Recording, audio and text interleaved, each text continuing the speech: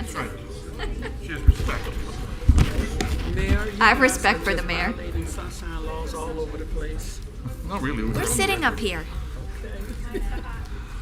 Mics are hot.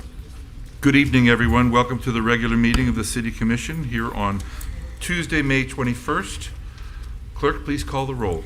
Mr. Markert? I'm here. Mr. Long? Here. Ms. Cassell? Here. Ms. Burns? Here. Mayor Carney? I'm here too. If you could all stand, please, for the Pledge of Allegiance.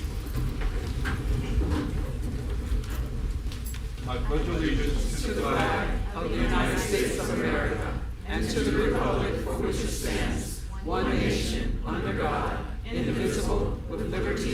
Thank you. We're going to have to raise the flag on this side because people on here can't see through. I'm sorry.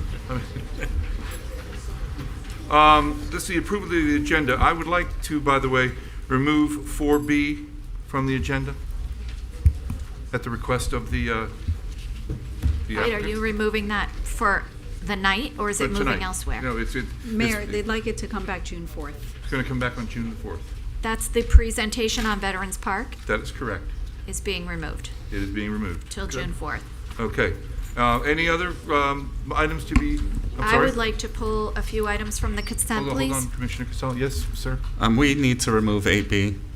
I'm sorry, what is it, 8B? 8B, the last item on the agenda. Ordinance 11-24. That, Is that the defibrillators? yes, Oh, good idea. It's coming back. it's coming back. Just don't have a heart attack until it comes back. Or bleed. That's funny, Mayor. Okay, I would also like to pull 6A, the minutes, just for a comment, if you don't mind. 6C, the Sidewalk Cafe. Hold on, let me write it down. 6A, 6A, yep. 6C, D, C as in C, cat, yep. F as in Frank, 6H1, appealables, and 6I2, the Michelin tires. Thank you. Wait, okay. So for Sorry. purposes of the record, so the clerk doesn't get upset, so 6A will be 7AA. 6C will be 7BB. 6F will be 7CC. You're pulling all of 6H1 or just one in particular? One item in particular, and that is the, pardon me. Sunny Village, The 300 Southeast 7th Avenue. 303 Southeast 7th Yes, Avenue? correct, I'm sorry, I have my glasses So on. that's 7DD, the rest will Correct. stay, and what was the last one? And the last one was the 6I2, which is the Resolution 11724 for the tires. So that's 7EE. That And becomes I'm seven. gonna pull 6I1, but not really to discuss this, but I need to ask Mr. Hajime a couple of questions, so I'm gonna do it under Bless this. you. So you don't want to just. No, make I wanted to discuss this, I'm trying to follow everything, all the contracts we're doing on our water. See, Okay. this is 6I1 you're pulling, So Mayor? that'll be 7FF. 7FF. Yeah. And Thank you you. pulled the one on the water credit? I did, I pulled Okay. the water billing, I don't know 6F. which one, I don't know which number's which anymore. 6F and It's okay, I pulled 7CC. that. Okay, as amended. Wow. Motion to approve as amended? Second. Thank you. All in favor? Aye. Any opposed? Passes. All right, presentations. 4A. Oh, I could have done it here. Mr. Mayor, so this is simply the update regarding the future trajectory for the Delray Beach new water treatment plant facility. So we have representatives from CDM Smith. However, to kick off the presentation, our Director of Utilities, Hassan Hajimiri, will offer a few words in this regard. And this is actually a follow-up to a brief information letter report I offered a couple weeks ago relative to the status and commitment to offer the dialogue here this evening. Mr. Hajimiri, Director of Utilities, if you would please proceed, and we will go from there. And thank you, ladies and gentlemen, for being here as well.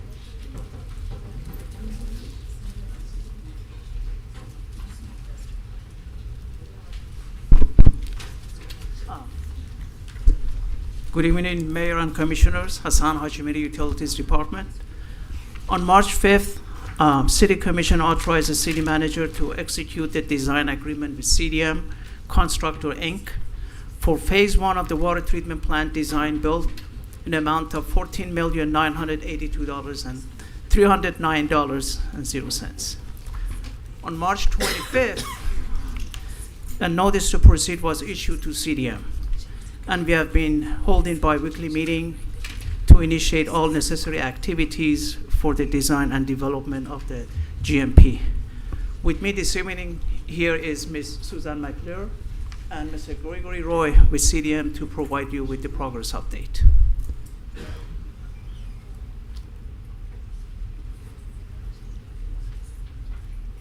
All right, I'm just gonna see if this works. Nope, that one. There we go. All right, thank you so much for having us here today. We're just gonna hit a couple of things at a very high level to start our first update. This will be one of many that we'll do throughout the project. As part of this, thank you, I was looking for this.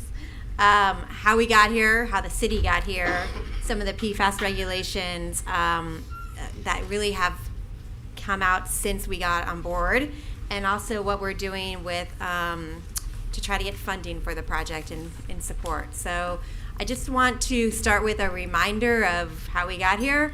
This actually was presented by Hazen, who is the city's owner's rep as part of this project, and we've been working very closely with.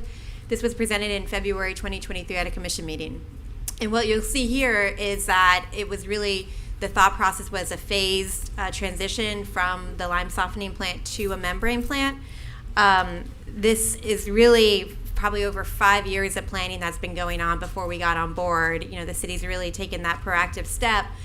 And the intent was to do a phasing, do a combined membrane and lime softening, and then recognizing that there were PFAS regulations coming out, potentially transitioning at some point to figure out how to manage those regulations. But at that point, they were still in draft form. There was a lot of uncertainty. So let me see if I went too far. Yeah, I did. Let me go back one. Oh, that is the wrong way. How do I go back? Okay. All right, so the original plan was to do 14 million gallons per day for a membrane water treatment plant and continue to utilize the other lime softening plant and do a blending scenario. So in March, as Hassan said, in March 22 of 2024, about 2 months ago, CDM Smith came on board to design and build this project. You can see there the intent with the 14 MGD on the south side of the site plan. So, and then within pretty much 3 weeks of us getting on board, they officially put out these PFAS final regulations. These are final EPA regulations. These are the first ever national drinking water standards for PFAS, and honestly, the first time they've done it, put in regulations since the 90s. So this is a pretty significant commitment that EPA did and stated. The other thing to note about these regulations is that they are very low. These levels of 4 parts per trillion are pretty intense to meet. They are they have been evaluated by other agencies, including AWW, American Water Works Association, as well as NACWA, the Clean Water Agency, North America Clean Water Agency organization, to try to get these to be a little bit higher, because from a health standard they didn't think that they needed to be this low, but lo and behold, they are this low. And this is the final regulations. To note that the areas that everyone is really having the biggest problem with, at least in South Florida, is the PFOA and the PFOS. And that will be the challenge, and that will be the focus of our project. The final regulations, so they were published in April. The rule is effective on June 25th, 2024, and it allows for a 5-year compliance period, so you have 5 years to come into compliance. So what I just want to high level hit the impacts of the rule to the project. Really what this does is it significantly limits the amount of blending that you will be able to do with the lime softened water. So that graphic that Hazen put up of where they wanted a scenario where for a while we were running both treatment facilities, it's going to be harder to do to meet this regulation. So the team is working together with the city and really trying to come up with some options of how to get there very quickly. The other thing to note is because this is a design build, you know, the intent is to have this built in time for the compliance period, so there should be no problem with that. But as we went through this process, we also stepped back and said, okay, what if we are going to do this effort, which is a significant, project for the city, making sure that we meet the requirements through at least 2040, which is the current plan. So one of the reasons why we're here today and giving you this update is the city also did position themselves well to get funding last year. So in August of 2023, you guys were priority listed for the emerging contaminant funding, which comes down from the federal government through the bill and then comes through Florida through the SRF program, the State Revolving Fund program. The emerging contaminants funding is 100% principal forgiveness, so essentially a grant program, which is great news. So the city received the $250,000 for this planning document. We are currently, that planning document has been done. That was our first 2 months worth of effort, was to really get this planning document that has very specific requirements from the state ready to go so that you can be set up for that funding. So the $250 was used to create the planning document. That facilities plan then allows you in August of 2024 to position yourselves for additional funding for design and construction portion of the work. Again, principal forgiveness funding. So there was a public notification put out on May 21st. Again, this is following the requirements of DEP. And we will have an official hearing on June 4th to satisfy that requirement. I did want to, I know you can't read this, and I'm not expecting everyone to read this, but we can also send, this information out. But more than anything, wanted to let you know that we are aggressively hitting our schedule. We recognize that this project is changing slightly, and we're working within that. The intent is to really be done with design and starting construction at late summer of next year, and having the facility completed by end of 2027. And with that schedule, you will be fully in compliance, ahead of any of the timelines. So we are continuing to move forward with swiftness. So the next steps really is that we will be back for the resolution that is the DEP requirement for the facilities plan on June 4th. So we'll receive the public comment at that point and incorporate that into the facilities plan. Just to give you a quick summary of what that is, though, DEP wants to make sure you've evaluated your technologies and made a decision, and that the city has accepted that decision. So this has really been done already. You guys have decided to move to a membrane plant. There are other technologies out there that have already been vetted by the city, and we just had to document all of this information as part of this process and to set the city up for the next stage. So we will continue to work with Hazen and the city to really define the project and the cost with some of the changes that have happened, and our intent is to come back to you guys and give frequent updates on the current status of the project with more detail and more information as we move forward. So with that, open up to any questions. Commissioner Long? Not necessarily a question. I just want to say thank you. I've been talking about PFAS in our drinking water for years, and so I am glad that the legislation in this regard happened while you guys are still in the design process. And as much of a hurdle as it is at the moment, I'm glad we're incorporating it. I feel much better about the future safety of our drinking water here with the membrane plant. And just thank you guys for the updates on that. And I'm really glad to hear that you're still moving ahead expeditiously. Thank you. I'd also like to echo those comments and say thank you. Clean drinking water is essential for our community, and I'm really glad that you guys are investing in it. I wish I understood what the membrane technology was, but I trust that gentleman right there made the right decision. That's all that matters. If Hassan says it's true, it's true. So thank you for your help. I would say the same. Thank you very much, and thank you, Mr. Hajimiri. This is very exciting for us and for our residents. Thank Commissioner you. Burns? Yes, just thank you for the report and the progress that you're making on the project. Thank you. Just one quick question. Thank you, and all the accolades, et cetera. The inability now to use the transitioning, is that going to cost us? Is that increasing what our budget was going to look like on this deal? Yeah, it looks like it will increase the cost. So essentially, we're looking to go from a 14 MGD membrane facility to potentially up to an 18 or 22 Right.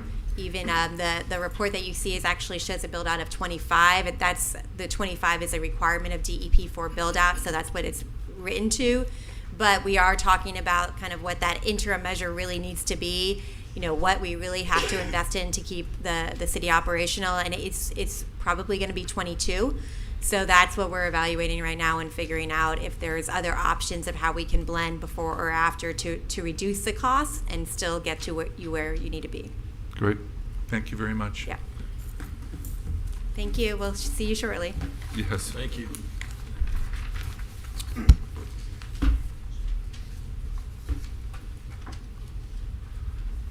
So now we have what? Public comment. What?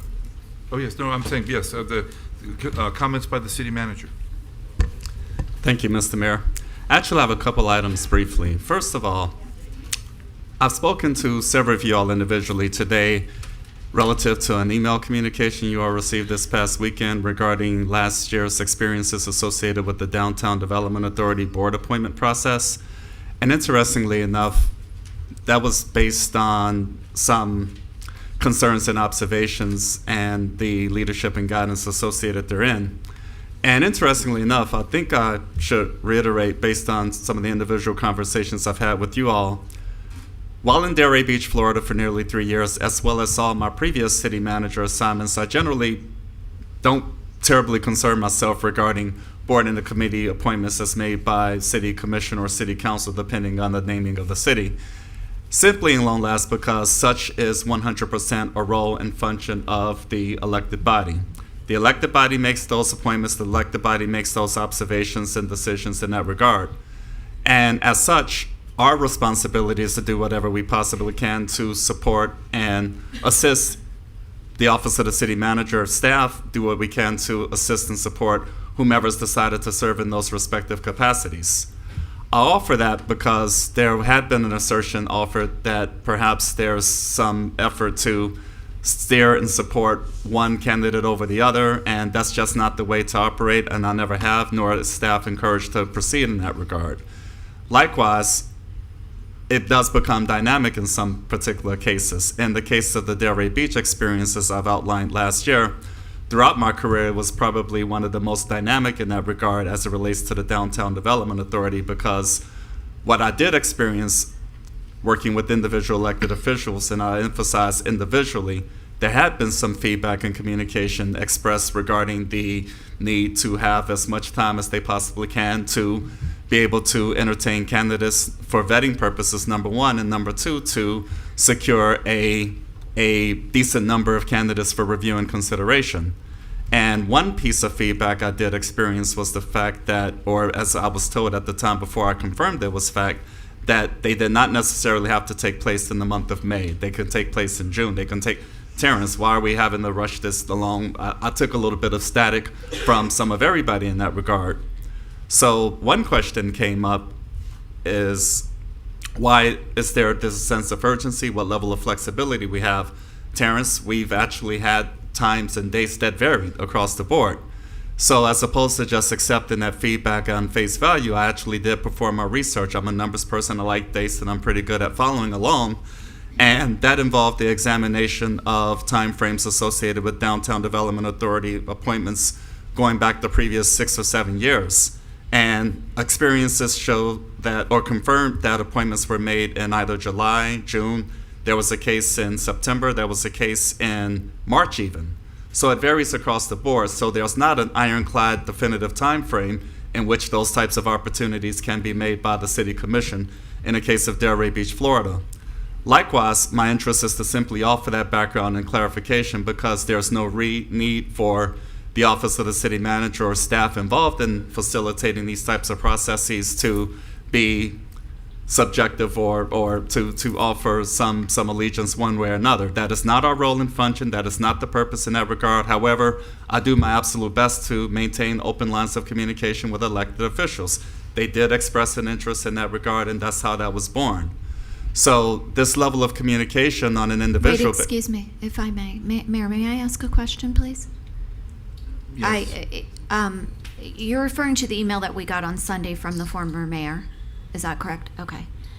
And you're saying, did you just say that forgive me. I watched that meeting, and I feel like this conversation is probably a lot, but in that meeting, you attributed moving the date of appointment to somebody who was proven did not request that. And that, I think, as we sit here today, I'm speaking for myself personally, because I think you just said you moved it because someone asked you to. I just want accurate information when I'm up here. Painful as it may be, difficult as it may be, whether it comes to utility billing or any other thing, we are making really hard decisions for the taxpayers. We're making decisions about their money. We're making decisions about policies, and it's going to be challenging for us to do that if we don't feel we're getting accurate information. My interest is that we are providing accurate information and we are consistent in that regard. But by the way, as per code, and I'm not defending or anything, but as per code, it's absolute discretion is vested in the city manager as to what dates he wants. He can either close it early, he can extend it as long as he likes. He could have made it till 5 o'clock today. I don't disagree with that, and thank you for clapping. The problem wasn't that whether or not he had discretion, it was that he attributed the change of the date to the DDA director, and emails showed that she had not requested that. Understood. So that's all I'm saying. Okay, that's fine. I'm just May I saying. chime in you. since I was here during this event? That's only if you didn't really get a chance to finish. City manager, do you have anything else to add? The principal point is there's no direction on part of the office of the city manager to support one way or an outcome. I generally do not concern myself with those matters. I do allow an opportunity for the commission, in this case, Commission in Delray Beach, Florida, to offer that direction in terms of their appointment. However, it wasn't a direct change from one date to another, hard and fast in that regard. The feedback I did experience, respectively, began in latter part of April, beginning of May or so. And so that was the feedback provided. So I said, okay, we'll make arrangements in June. And a big piece of clarification, having been provided, as I stated a little while ago, is that there had been a previous experience that appointments were made in either June, July, et cetera. And what I took from that particular experience is that the opportunity to have time for applicants, the time to vet, et cetera. I'm sharing with y'all openly the feedback that I experienced at that time that resulted in the June 6th communication. And my interest is to work with the city commission and staff and everybody involved to provide update, accurate, transparent information. That's not a disagreement whatsoever. Good. And it's Thank really you. important to hear from continued experience, communication, and feedback so that I can meet and exceed expectations in that regard, which is why I'm expressing myself accordingly, so as I to, appreciate that. to And- achieve in that regard. There's no other way. And if I may, Mayor, I No, think I this would is like an to chime in open on this now. I time haven't had a chance to talk yet. If I may, I think this is a great time for us to look at a process as a whole. If I may, because Madam- we have flaws. That's where I was going, if I may, Great. please. Please forgive me for interrupting. Sure. I don't mean to, because No. that was the next part of my soliloquy. My Perfect. interest is to work with the city commission to develop some structure. Great. Because I don't have any interest in having that type of experience again. It is not fair, it's not productive. My interest is to work with the commission, given the experiences that were communicated last year. And it's nothing inappropriate about elected officials working with the city manager individually to express themselves in terms of their thoughts, their values with respect to a process in that. However, given where we are last year, given what we've experienced this year thus far, there's some need for structure. And my interest, Office of the City Manager, is to work with the City Commission to come up with some specifics. I would like to therefore, in conclusion, to ask you to think about what that might look like so that we can execute that moving forward. Because it is fluid, but ladies and gentlemen, it's always been fluid. Going back over the past decade or so, and these types of appointments haven't been made. It's June, July, September. There are various dates in that regard. It's been loose or fluid. I wouldn't say loose, but fluid. So some structure would be appropriate. It therefore has merit. My interest is to work with the commission to get to that place. And again, transparency, providing accurate information, the basis of these presentations, weekly reporting, individual visits. There's tremendous opportunity to accomplish that. And it's always been a big part of my practice, and I look forward to executing I've it. asked the city attorney if we could put together in our local rules what we think the period should be, so that Yes. when we Right. go out for a ring, we'll create a local Don't we rule. have that Unless in there's our an rules? extraordinary circumstance, we don't really have that it could be 10 days, 30 days. Oh, I thought we you know. had a 10-day. But whatever it is, whatever, It's each fluid. board may be different, but I'm saying Right. we need to have a set of rules, and we're gonna codify those. I totally very agree. soon. And if I May I please chime in on this? I've been asking politely for a minute. You keep interrupting. So, I'm not interrupting. We're having so an exchange. okay. Well, I'm just gonna. You can go after me if you don't mind. I'm just gonna, because I'd like to talk about this because I was actually here for it. Commissioner Long, you If have that's the okay. floor. Thank you very much, Mayor. So what happened was the former mayor sent out an email a couple days ago casting the aspersion that the actions of the DDA member who was recently removed is somehow the city manager's fault for extending the deadline of when we could allow applicants to apply.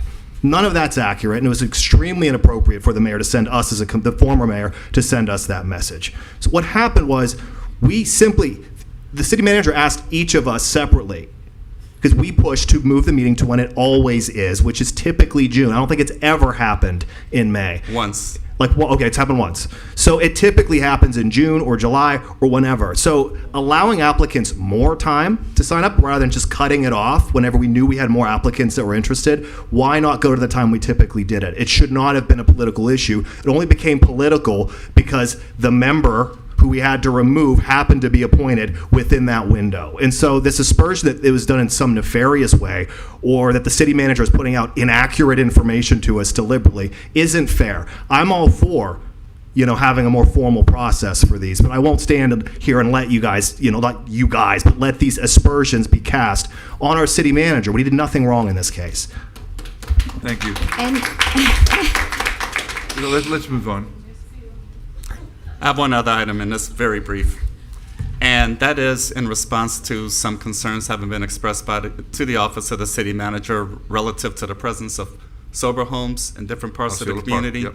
And while there are some protections associated with that presence in any community throughout the state, throughout the country, et cetera, there is a necessity to be mindful of what's been authorized and so forth. And so, generally speaking, I wish to advise the commission that direction is eminent to address any particular issues that might be experienced as a result of compliance, non-compliance, et cetera. So it does become an enforcement function, and my interest is to advise publicly that that will be a part of day-to-day operations without compromising the integrity of what we should. And I know I've raised that issue with you, and I just wanted to make sure that we had a set of rules come in that everybody who is operating is actually truly grandfathered under the old rules, and if they're not, they should no longer be able to operate. That was my point, which is. So we have to be very mindful. We have an ordinance that, is modeled after by many other communities because it actually is working and doing what it is supposed to do. And so we would never want to create a situation through enforcement, if it's not proper, that could potentially Absolutely agree. undo all the hard work that we've had for Absolutely years. agree. And so we do have outside counsel, Terrell Pyburn, who's The a best. genius. Yeah, she's brilliant. And before we take any enforcement action, I would like to be notified, because I defer to her in her judgment, because she's on boards for this, and she speaks nationally on this topic. And I can't tell you how well written that ordinance is. And if you look in our community, that ordinance is doing exactly what it's supposed to do. We do have the ability to enforce, but we have to be mindful about it. And your development services staff is, Rebecca Desari is in charge of that, and she works with William Bennett, and they scrutinize these applications very highly to ensure that every single component is being followed before it even goes before a board. And so there's a lot that goes on that, the commission's not aware of, Mr. Moore's not even aware of it, because our departments are working together in order to ensure, and we don't want a lawsuit. And people are itching to challenge that lawsuit. So we work with applicants to make sure that they get to a place where everybody's comfortable so that we don't have to go the enforcement route. Yes, and so just to conclude, all departments, Neighborhood and Community Services, Department of Development Services, and the Office of the City Attorney are and will likewise continue to work collaboratively, prospectively, and retroactively. Later. And that's it for now. I may have something at the end of the meeting. Yes. Thank you. might as well just do it now. No, timing's of everything. Comments from the public. Excuse me, are there any other comments up here? No, comments from the public. I'm going to read you the official thing. This meeting is now open to public comment from anyone wishing to speak on any topic or agenda item other than quasi-judicial items and public hearing items. The public will have an opportunity to speak on quasi-judicial and public hearing items later in the meeting as those agenda items are called. For public comment, please sign in, state your name and address for the record. You will each have 3 minutes. Montre Bennett, 323 Northwest 2nd Avenue. Welcome back. Good evening, Mayor and Commissioners, Attorney, City Manager Moore. Thank you for all that you do. One thing, respect. Respect your colleagues, okay? Respect go a long way. I agree. You, take heed to that. Old School Square, they just showed us everything that they doing. Old School Square been here over 30 years. They deserve it. They know what to do. They been here, point blank period. That's all I'm gonna say. The city of Delray Beach needs true leadership at the head of the police department. A true leader connects with, inspires, and unites people, leading them down the right path while focusing on doing the right things for the right reasons and creating a culture of doing the right things in the right way. True leaders don't create followers, but create more leaders. True leaders inspire others to do great things. True leaders are admired and respected by the people they lead. True leadership promotes a vision internally within the organization and externally to the community. A true leader shows honesty and holds themselves accountable. A true leader values relationships. Leaders should work alongside their team members rather than solely assigning them tasks. They should take the time to get to know each member as an individual and build relationships with them one-on-one and on a more personal level, making the team members feel valued. A true leader helps others develop, helping individual members advance their skills. They enhance the team's potential and as a result, benefit the organization as a whole. Good leaders build products. Great leaders build cultures. Good leaders deliver results. Great leaders develop people. Good leaders have vision. Great leaders have values. Good leaders are role models at work. Great leaders are role models in life. Adam Grant. Delray needs true leadership in his police department. And if you're in a drop, you don't deserve to come back. That's my money that I'm paying for. And you talk about stability, strength to stand, tenacity, ability, balance, immovability, loyal, endeavor to, I can't even say the word.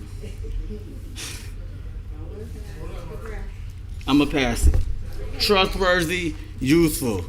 Stability is not changing the guard every 3 years, but keeping somebody in the position for a max number of years who is worthy of it. And I would say Darrell Hunter deserves this position. He's young, he's passionate, and he's a true leader for Delray in this community. Thank you very much. Hi, everybody. It's so good to see you today. Marjorie Waldo, 316 Northwest 2nd Ave, and the middle of the set, which is a wonderful blessing to live there. I'd like to point out to Deputy Vice Mayor Long, Arts Garage is not Arts Warehouse, where they were ushering people out. Arts Garage ushers no one out except when we need them to leave after a show. I'm at Warehouse. I'm just saying. Sorry about that. Okay, so I want to tell you about the exciting things happening at our place. First, I want to talk about theater. On June 9th, we're producing, in collaboration with students from Palm Beach County Schools, a production of The Color Purple, the musical. I encourage you to come. It's $10, and it's all kids, all the time. It's going to be beautiful. On June 14th, we have a play called Dissonance, which is 2 women, 1 black woman, 1 white woman, who talk about tough topics after years of friendship and love. And then I wanted to mention that I noticed somebody was trying to steal our thunder, Delray Stories, in one of the incredible presentations. We already stole that name. So on January 2024, in fact, Miss Yvonne Odom from our own community was featured in Delray Stories, and that one was called Wisdom, Beauty, and Inspiration, celebrating Delray's seniors. In November of this year, we'll be doing Delray Stories, All the Colors of the Rainbow, celebrating the LGBTQ community. I'd like to announce that Set the Stage starts at the beginning of June. There is a summer camp for theater from the ground up. Kids produce their own plays, ages 6 through 16. We just finished a series with Pompey seniors for 23-24, and we're planning our outreach series for Pompey seniors for 24-25. We also just concluded our children's art series with Knights of Pythagoras and some students from Milagro Center, and we hope to be able to recreate that next year. Music, we have everything all the time, every genre, come see it. Comedy, we're in our 3rd year of The Art of Laughter, which is a stand-up comedian, professional stand-up comedian, first Friday of every month, right after the Art Walk. We just received another grant from the Kimmels, Virginia and Harvey Kimmel Family Fund, to start our first ever family series at Arts Garage, where we'll feature 4 to 5 shows intended for children and their families, ages 2 through 12. We've expanded our gallery space into the Black Box Theater, so it's the Black Box Gallery at Arts Garage, and we've implemented a docent program, which Mariska Gatto from the DDA has offered to assist with. And I'm sure I missed something. I talked really fast. Watch for a mural pitch on your building, the garage, to try to beautify it. Thank you. Good to see you. Thank you for all you do. Thank you very much. And thank you for what you do. Thank you. Good afternoon, Mayor and Commissioners. My name is Ann Stacey Wright, a community advocate, 225 Southwest 7th Avenue. I am here as one of 2 people assigned to let this commission and the board of Old School Square know that the Set Neighborhood Alliance and the Elders Table stand in solidarity with Old School Square. I am also here to speak on behalf of my good friend and fellow warrior, Cynthia Ridley. At my age, I done lost all filters, okay? Let's just get that out there right now. Truth be told, really never had it. So, somebody needs to explain to me now, how in the hell could any of you be considering bringing in an organization from Boca to serve our community? I just want to know. Do you know the history Boca has with your Black residents that went to school there in the 70s and 80s? If not, see me after the meeting, or you can go to the Spady Museum, William Cottage, and see the documentary that are displayed there. Commissioner Burns was one of the persons there. Maybe you can tell your colleagues about it, okay? Have you checked out what their relationship with the Black resident of Boca is currently? What type of programs do they provide that suggest they are concerned about diverse communities? Are you aware that Boca is not known for being the place where Black people go to hang out or live? Okay? Whoever gets this contract got to be able to serve all residents, not just the wealthy. Old School Square knows this community, has worked in this community, understands this community, and is this community. I have many personal stories I can tell, but let me share this with you now. Old School Square supported Ward Weekend as one of the sponsors of our gala, and they supported the Delray Meet Delray, sponsored by the Set Communities, just to name a couple. Not to forget the great production of plays produced, written, and directed by our queen, Miss Janice J. Hill. Thank you.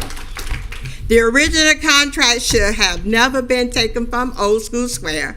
The only reason we are here is because of political retribution from a previous city commission.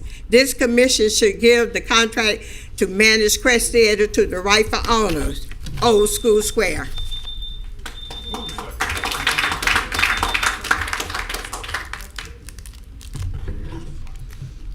Hello, good evening. My name is Mrs. Actis. I'm a resident from Jupiter. We all share the beautiful Palm Beach County federal elections. The goal in this public comment is to have municipalities reclaim their elections. I need your address. For the Oh, record. my address is 122 Royal Way, Jupiter. Fine. Okay. The goal in this public comment is to having municipalities reclaim their elections. We must address voter rolls and only American citizens verified to register and vote, plus the results of March 19th, which were estimated. The Delray Beach population is 60,000. Your registered voters are 40,000. You had active voters of 28,000 and inactive of 12,000. April's numbers, that was for March, in April they have gone down about 500. For these active voters, you have 38 locations with 77 precincts, with the precinct range numbers between 2403 and 8953. Less than 1,000 voters per precinct. It would be easy to hand count, and with less than 90% of this extreme cost. The mayor, Mr. Carney, won out of 10,192 votes cast in 35 precincts. Your votes range from 777 to 0. One precinct, 2425, has 0. Seat 1, Marquette, you won 10,281 votes cast, same thing, 35 precincts. Your highest vote range was 746. In seat 3, Castle won 10,564 votes, same thing, 35 precincts. Your highest vote was range was 762. The presidential preference primary, Donald John Trump, DJ Trump won out of 3,775 votes cast. His highest vote in one of your precincts was 318.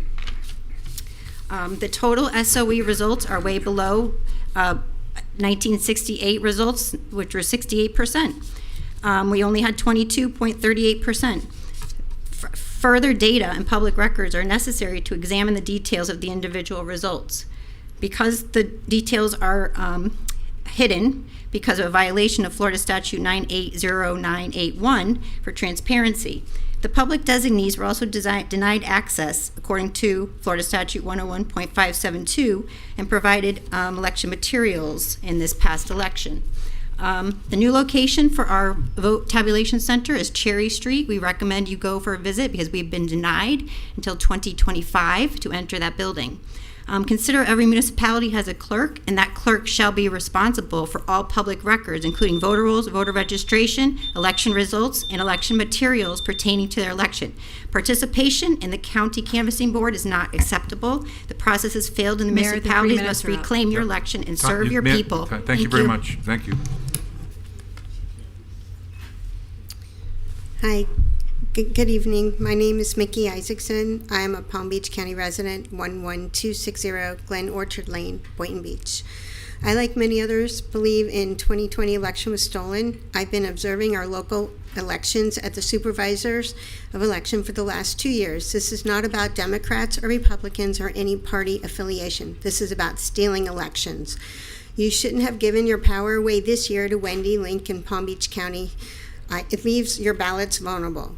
Did you know that the SOE Tabulation Center was moved from Riviera Beach to West Palm Beach in the middle of a presidential election year, and she refuses the people a tour after numerous requests?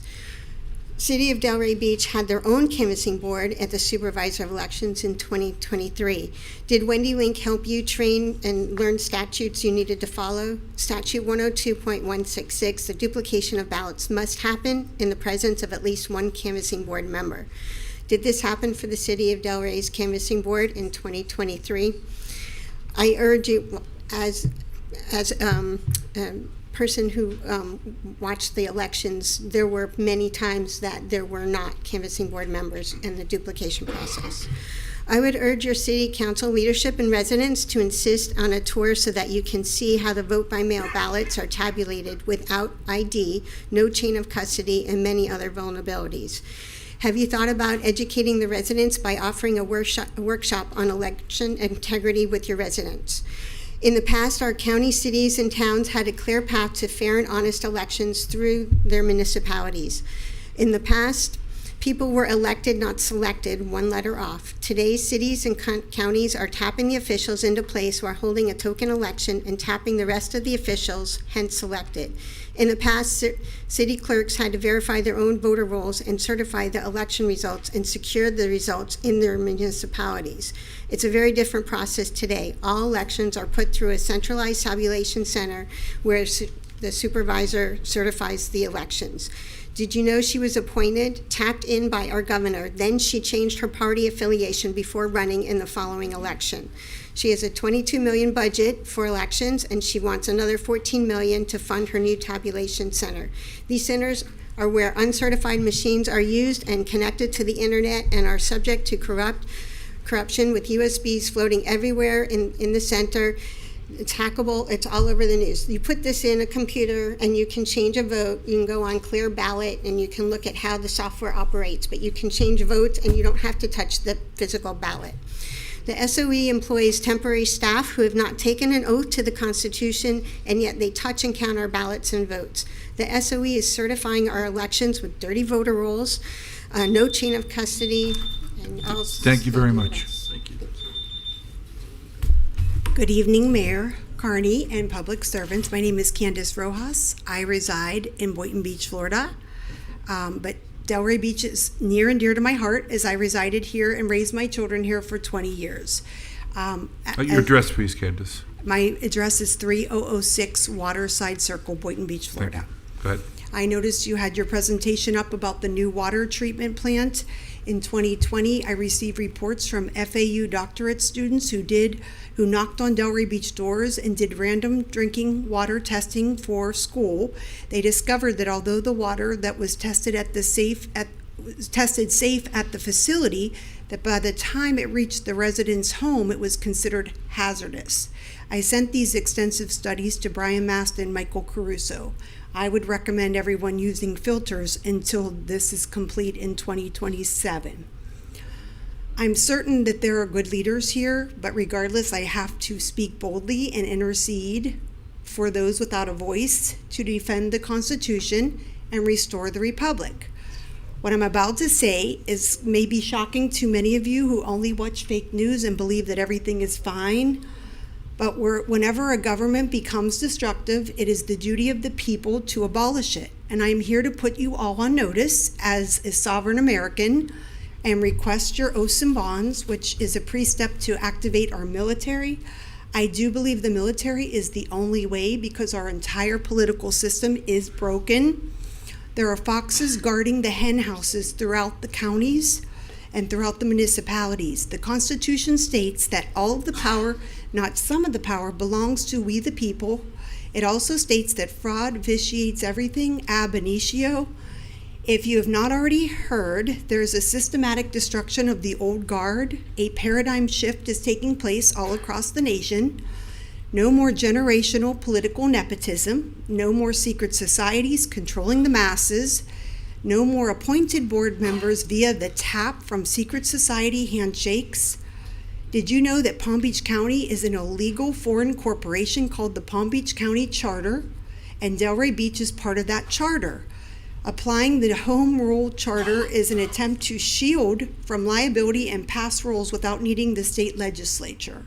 Also, Delray Beach is a member of the League of Cities, which is a complete conflict of interest. It's a global organization. You use taxpayer dollars to pay dues to the League of Cities with connections to the United Nations and World Economic Forum criminal cartel whose primary mission is population control. This tells me you all need retrained. Delray Beach officials are not following the Constitution or common law. Instead, you are using maritime law and fake statutes. Here are your notices. Thank you. Thank you. Leave them. Time is up. Leave whatever you want with the clerk. Thank you.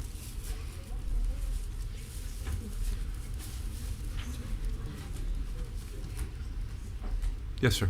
Hi, before we start, I'd like to give this to the clerk. 6 pages, like you said, copies. Okay. Okay. My name is Adam Welsh, and my address is 2900 Southwest 22nd Circle, apartment 22E1, Delray Beach. And the issue is that we know, and to the city manager, can you please stop smiling? Because I really, we've been suffering for the last I'm 2 not years. smiling. I'm writing notes, sir. well- I'm not smiling at all. Okay, it just doesn't feel, you know what I mean? Because our lives have been we've been suffered ever since that floor was installed, and you guys don't seem to care, but we care. Me and my fiance care. And basically what happened is that the manufacturer that makes the underlayment tested it for this floor, right? But the problem is she got an engineer letter and she doesn't have this floor. She has a different floor. She has this floor. So the problem is that she has this floor. So what happened is that no one verified what floor she had. So we're suffering with the noise, boom, boom, boom, every day, every morning, every day, every morning for almost 2 years. And the problem is that if the engineer got it wrong, why doesn't the city have the decency to say if the engineer got it wrong, and he admitted that he got it wrong, and he said he refuses to take responsibility for writing the letter, for writing the engineer letter. If the engineer got it wrong and he admits he got it wrong and the city gave a permit that she didn't qualify, why can't the city have class and integrity to redact that permit? That's what I don't understand, because we have the evidence on our side. We have a lab report, we have the documentation, and Mr. Long, you even before you got elected, you promised me that you would help me. I made 20 phone calls to you, you never returned. You promised me when you got elected that you would help me, you did nothing to help me at all, and I had other people vote for you. And I think that's a slap in the face. I think that's disrespectful. The only person that really went above and beyond to help me is Tom Market. He went above and beyond to try to help me with this issue, and the mayor, the new mayor has responded to me, and I appreciate that. What I'm saying is if the city got it wrong, why can't they have class and integrity? If she didn't qualify for the permit, why can't you redact that? Because if this had to go to court, the judge would say, if you have the documentation to show, see, the building code under the Florida Building Code in 2005, they said the underlayment has to be 50 or higher to meet the building code requirements. So the only reason why they did that is so the below condo owner won't suffer with the noise. They only made that law to protect us as the below first condo owner. So why don't you care? I'm sure you sleep fine at night, but we don't. So I'm saying is that it's not fair for us. You refuse to take my phone calls. Lynn, you don't seem to care. You don't seem to, what we're suffering. Why can't you do the right thing? That's all I'm asking. See? So thank you guys for your time. I appreciate it, and I hope I get a response back. Thank you to the mayor, and thank you to Tom Market. I'm glad I voted for you. You have a lot of class and integrity, and thank you.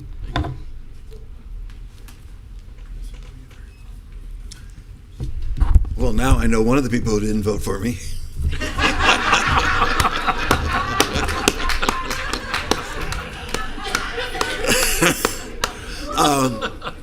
Mayor, commissioners, staff. My name is Jim Chard. I live on 401 Southeast 4th Avenue, Delray Beach. And I wanted to mention two things tonight. One is Edwin Ferguson came before you about 2 weeks ago and asked you to sign a letter to tear down in the old Carver campus, Building 2. This is something that the city has, since at least 2017, discussed and had community meetings about. The mitigation plan with the state requires all of those buildings to be saved. And to take one down for a parking lot does not in any way represent a cohesive plan for something that's very, very important to the history of our city. I also happen to be chair of the Historical Preservation Board, but I'm speaking as an individual. The other is I want to talk about Old School Square. There are really three different financial reporting organizations, and we conflate them together. And I just suggest that everybody, as you sort through these really difficult problems, is that you keep them separate. One is the audit. The auditor comes in every year and does an audit. Two is the A-Guide. That's for the grant money that is given to lots of not-for-profits to perform services for the city. And three is the lease. What the City Commission on July 13th of 2021 asked the then city auditor, who's no longer with us, to do, is to make a report, not an audit, but a report on compliance with the lease. It had nothing to do with auditors and audits. It was the city staff at the City Commission's request, took 4 weeks to do a study, and she came back and basically said, a pox on both your houses. And I'm sure some of you were here then and remember it. I remember that the suggestion was made at that time that nobody understood this 64-page lease and that it should be redone. That's not an audit. That's a report. That report never went to anybody other than the City Commission. It never went to the intended person or organization that was being studied. So when we talk about financial reports and problems, there was never any problem with the A-Guide. There was never any problems with the audits, but they were a little, 2 of them were late. But there was this report that was done, and basically it came to the conclusion that it was unenforceable. And it came 5 years too late to say you are wrong. Thank you very much. Mr. Mayor.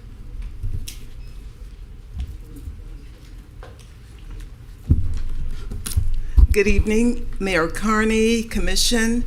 I'm Janice D. Hill, and of course, someone has already introduced my mother. She's 95 years old. That's Janice J. Hill.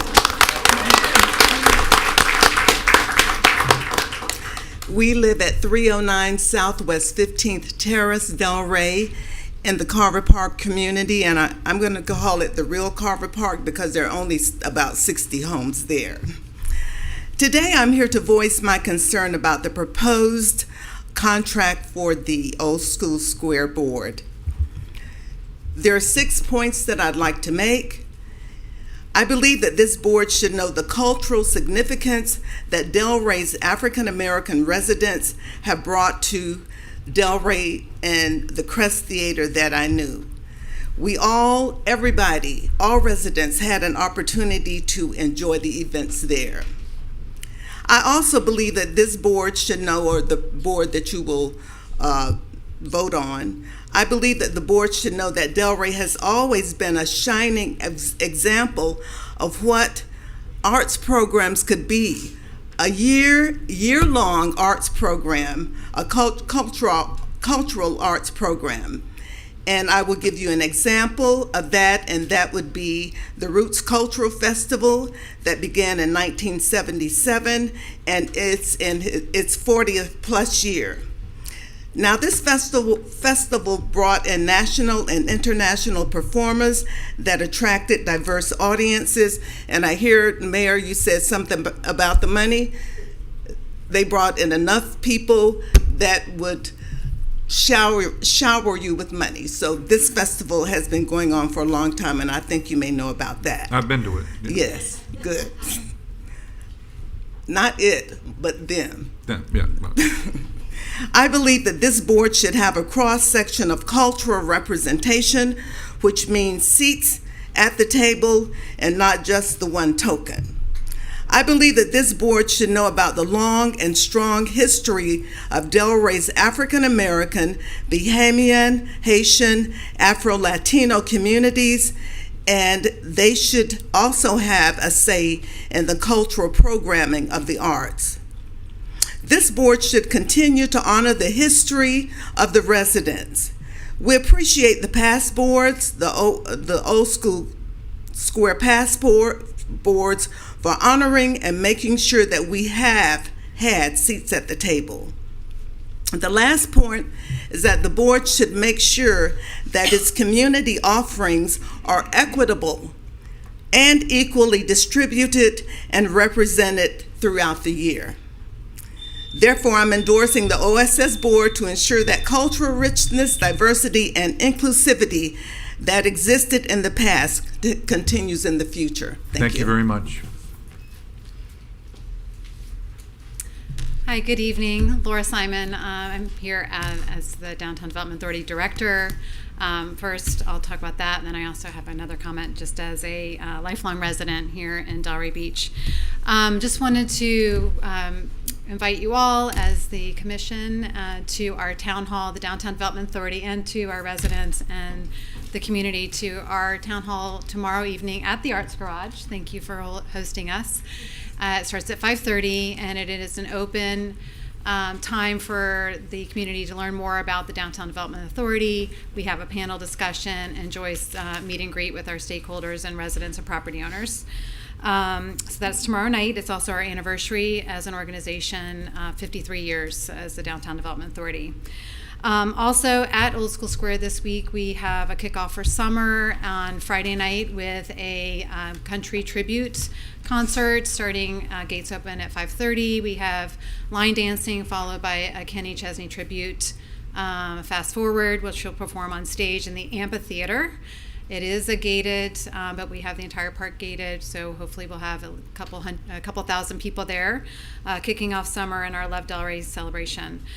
And then also next Friday, the 31st, the Multicultural Festival will also be on the grounds at Old School Square. It's a free event. It's hosted, and they're renting the facility, but they're hosting the event there at the community, and it's open to the public, so we invite everybody to attend that as well.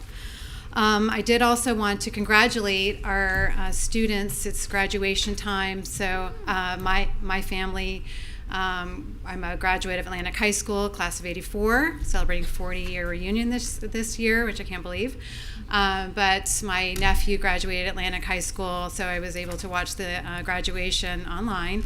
And just want to congratulate this group of students because they endured the pandemic. They started the 4 years. This graduating class went through so much change, and they are a resilient class. And this is our community high school. Atlantic is our community high school. I remember going to school there and the community embracing our students and being part of the community all the time. And I really want us as a community to really think about that and how we as leaders in our community can embrace our high school and bring it back and be more about, especially in the downtown, because when I was at the old high school and it was really connected to the downtown area, and I really, really would love to see that come back at some time. So congratulations, class of 2024. Woo! Yeah.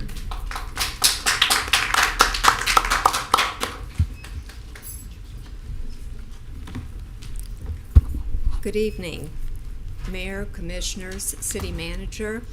I am Mavis Benson, 800 Greenswood Court.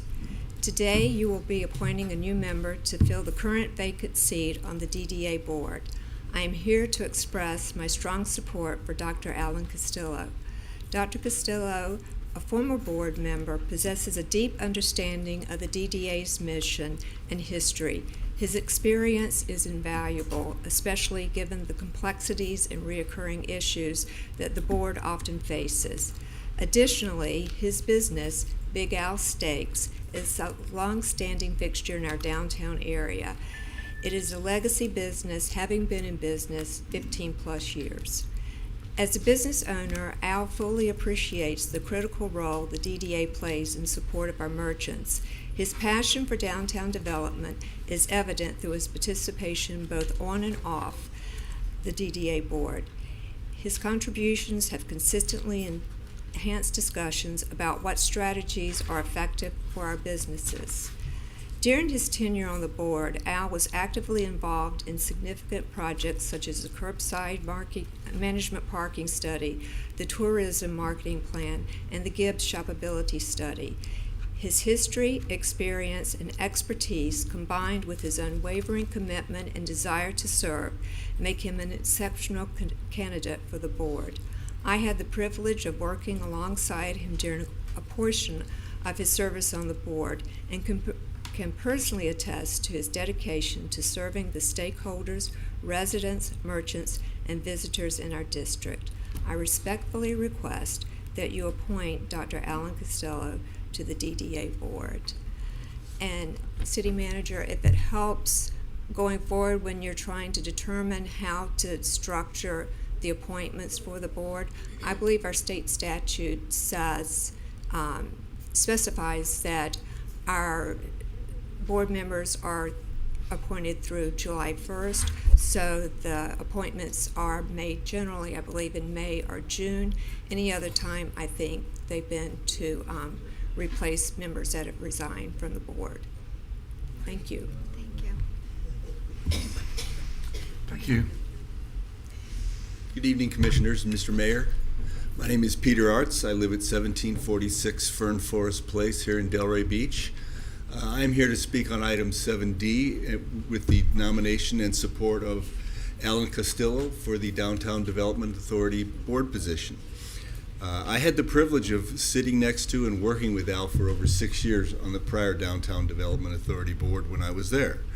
One thing that I was taught when I was first appointed to the CRA years ago with you, Tom, the person who appointed me says, don't do this unless you have ideas. One thing I learned about Al is that he has ideas. He not only has ideas, but he does his research prior to bringing those ideas to the board.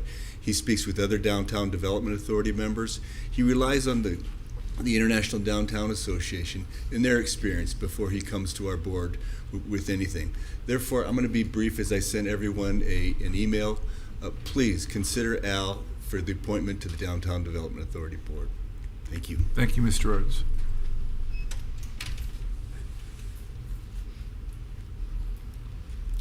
Good afternoon, Commissioners and Mayor. My name is Ernestine Holliday. I live at 40 Northwest 9th Avenue, and I am here to voice my opinion about a decision that will soon come under the preview of the city manager. Those of us who have been here a few years, we have seen a lot of changes. We have been privileged to see changes for the better and some for the worse.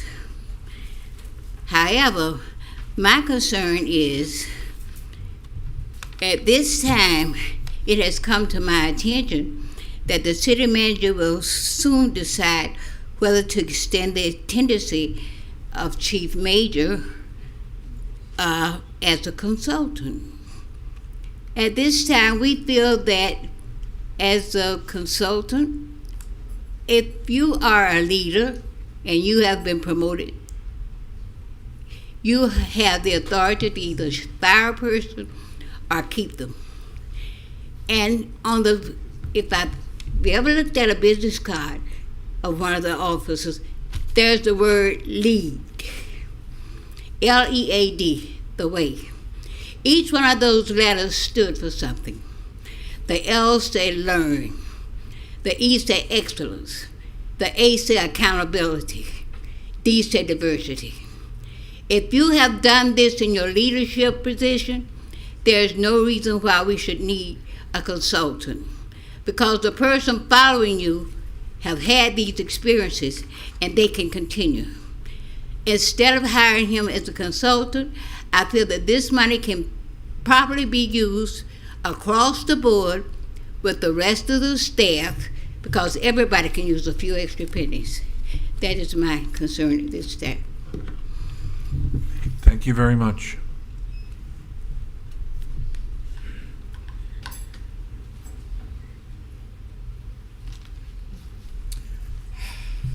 Good afternoon.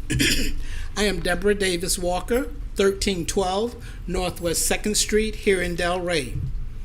Before I retired from corporate America, working there for some 30 plus years in management at McDonald's, Starbucks, and Checkers, the lesson I learned is no matter where you start in the company, the opportunity for advancement exists. The secret is learn your skills, perform them at an excellent or better level, and you grow and move up in the ranks. In these 3 companies, I was able to do just that. I returned to Delray after 3 careers as a part of Delray's continued success. It is my understanding that the Delray Beach Police Department operates under the same system. Performance equals advancement. I am here today to speak on our police department following said process. While our current police chief has done his job well during his tenure, it is my understanding that he is leaving office and that position should be filled with an up-and-coming officer. The men and women have done their jobs, and as I did, they look to move up in the ranks.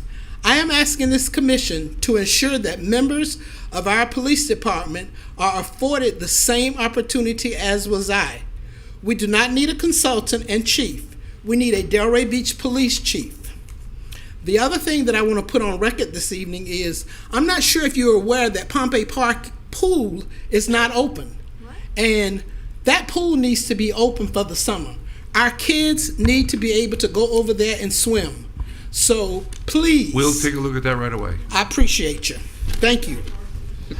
Mr. Mayor? Yes. May I respond to the last piece Yes, regarding please, Pompey please do, Park please do. Pool? So, ladies and gentlemen, I recently had an opportunity to engage with Parks and Recreation leadership, and part replacements necessary to have the pool facility opening soon have been facilitated, and we look forward to getting that announced. In fact, Commissioner Burns, you and I had an opportunity to speak about this a week ago or so, and I offered you that background. So for that reason, I'm happy to report that progress is being made. So thank you all. I don't know why anyone needs a pool when it's 100 degrees outside, right? As a matter of fact, an emergency purchase order is to be executed by the Office of the City Manager within the next day to get that squared away. So I'm pleased to report that background in response to Ms. Deborah. Thank you for bringing this to our attention. Thank you all. Thank you, Mr. Mayor, for the opportunity. Good evening, Mayor and Commission. Reggie Cox, 715 Northwest 2nd Street. It's pretty sunny in here tonight, so thanks, everybody. And, oh, by the way, I was clapping for Mayor Carney, not you, Ms. Cassell. Thank you, Mr. Earlier. Cox. Anyway, no problem. All right, so it's been 2 months since the election, and obviously we're still in cleanup mode, so thank you for that. A lot of things that's been talking about, that's been discussed tonight, really is, it came from the prior commission, and it's things that has to be cleaned up. And so that's just the natural occurrence of things, nature of the beast, that's going to happen. So thank you all for diving into that. As you see, of course, we are here. And what I mean by we are here, the long-term generational residents and families, we stay engaged. I think Ms. Hill, Ms. Hill has left. She's 95 years old, and that's a lot of our inspiration. Just a little bit of history. The history of WARC, West Atlanta Redevelopment Coalition. At one time, the police personnel was on the WARC board. You had, and I know some of you remember, Mayor Carney, you may remember, you had Tony Major at the time, Strianese, was a member of the WARC board. You had Captain Mitchell, after him was a member of the WARC board. We had participation over the years with the police department, Jason Chukuga, Rachel Vaness, even Captain Sims, then he eventually became chief. So there's a long-standing relationship with the WARC board and the set community in the police department. Politics kind of broke that bond around 2014 with some of Mitch Katz's trickery. But we eventually settled our score with him and kind of voted him out. But, and we dealt with that. Many residents of the set have served in many boards over the years in capacity, even the first CRA board and back in the 80s, in different capacities, led different planning efforts, the downtown plan, the 2003 the Southwest plan. Across the board, the residents in the set are experts in different aspects of the city because of their long-term participation, and we want to continue to do that. Given Delray current dysfunctions and turmoil over the last 10 years, coupled with the challenges ahead that face this country in Delray, we need not to turn away from what has kept peace in Delray and look forward to longer-term solutions of stability when we have the opportunity to do so. So thank you so much for changing the meeting times that in honor of the working class people of Delray. We appreciate that. And one last comment. In all that you do, please remember the 6 principles of the SET transformation plan.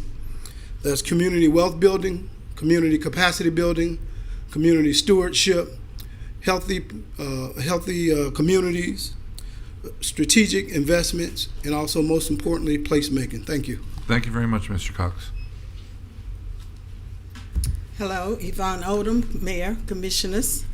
I want to make three observations. Number one, I'm president of Delray Beach CDC, and I want to let you know we got the Heroes Award for We Are Home project. And more details to come. The other one, want to just give you a quick report on the Hilltoppers Quarterback Club, because historically, the black high school, white high school always had support, and we reactivated that this year. We were able to award Atlantic High $10,000 and Village Academy $1,000 based on proportion of their number of athletes. And hopefully we'll do that again next year. Now for my third point. In 1968, I began my teaching career at the old Delray Elementary. Later, the school district closed the school and was scheduled for demolition. In the tradition of the spirit of the group of citizens said no, and the results was Old School Square. Over 30 years of work, and in a 3-2 vote, it was destroyed. Let's be real. Some things was done without notice.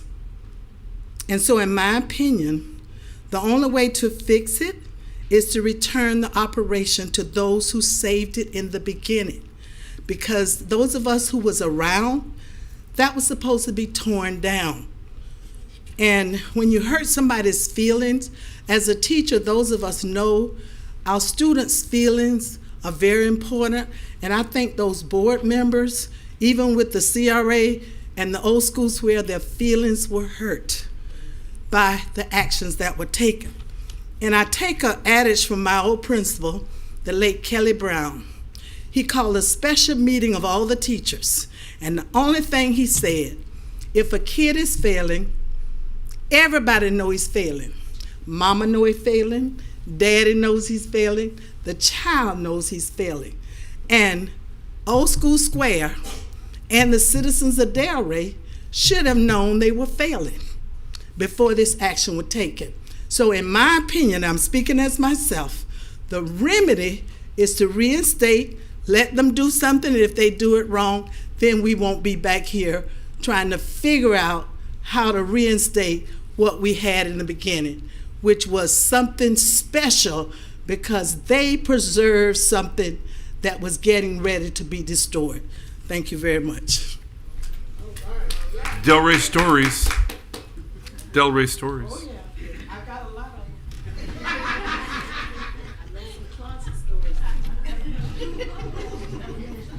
them. Mayor, Commission, City Manager. My name is Chuck Ridley, and I reside at 210 Northwest 2nd Avenue. There is no wrong time to do the right thing. The Set Neighborhood Alliance and the Elders Table came for one specific reason tonight. It is to live into a very long tradition of the African American community in providing leadership. The beginning of the 20th century, or whatever 1896 is. Y'all figure out what century that's in. The African Americans came here mostly fleeting, horrible conditions to build homes, to build businesses, to make a place that our children can grow up in and have a future and extend that legacy. And there's a through line from 1896 to the day of providing leadership. There's lots to be said in terms of disappointments, lots of criticisms that can go both ways. But at some point, we gotta get beyond this nonsense. How and when will we have the leadership required to heal? Yeah, we've heard each other. And no one has come and been more critical than I. It is time to get beyond it. A great message to this community is why we came to stand with Old School Square. Are they perfect? No. Did they do things that irritated you? Probably. Is that worth continuing to see the divide between this community and this community missing its opportunity to live for greatness? I heard things tonight that had nothing to do about Old School Square that scared the heck out of me because I know it's a threat to democracy. We're going to need everybody at least going towards the same direction to make a difference. Commission, Mayor, you can make a real simple decision to find a way to make it work. It's more than about saving face, because it's never a wrong time to do the right thing. Thank you for letting me share. Thank you. Joy Howell, 25 Northwest 24th Court. And we've heard a lot of emotion here tonight. You guys know I love public policy. So I just want to put a question out to you that's a public policy question and also one of public trust. Would you do business with someone who sued you again? Would you do business with them? Would you hire someone who sued you? Would you lease to a tenant who sued you? I think when someone sues the city, it costs all of us money. So what I would say is, think about yourself agreeing to rehire someone or do business with a developer that sued you or any of the other decisions that are coming before you. And picture yourself saying, I'm okay, I'm going to gamble with your money, you, the taxpayers, your money, and I'm going to hire this person again. Thank you. Thank you.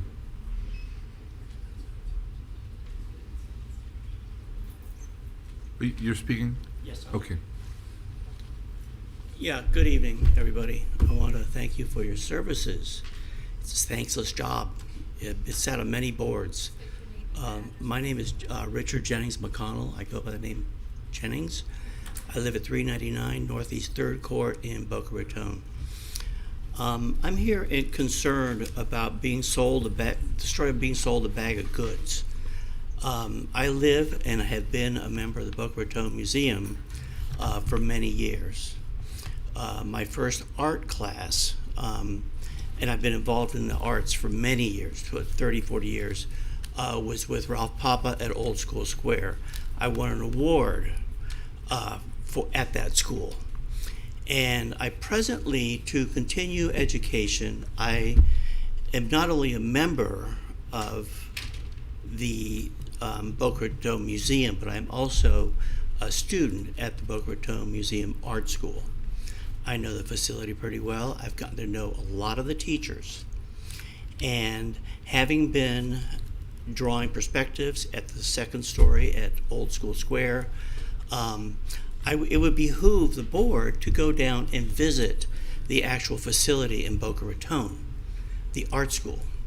It is not the museum.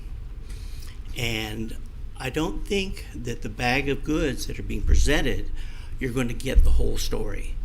And a solid assessment would be go by and visit it and see what's up. They have fabulous teachers there. And I don't think you're going to get those fabulous teachers coming up here. It's two different worlds. I am enamored by how everybody is present here has something to say, and that's important to listen to the community. And I am from Boca Raton, and I feel some of the things that were mentioned this evening. I experience it. Art is for everyone. I exhibit here in Old School at Cornell Museum 3 times this year. I just finished an exhibit at the Weissman Center.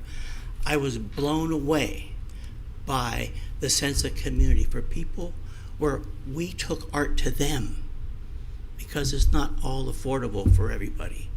But it was a compassion for people and the need, and that is what you get with the artist. So people who might be representing the artists, I think it's important to speak to the artists and see the facilities where they're working in. We have oil painters, oil photography classes, ceramics, drawings of all level, paintings, mixed media, and sculpture. The parking lot is jam-packed all the time. Now, some people are living up north now, but you don't have all those facilities here at Old School Square. Thank you very much. Visit the site. Thank you all. All finished with public comment? Yes? Good. Excuse me, Mayor?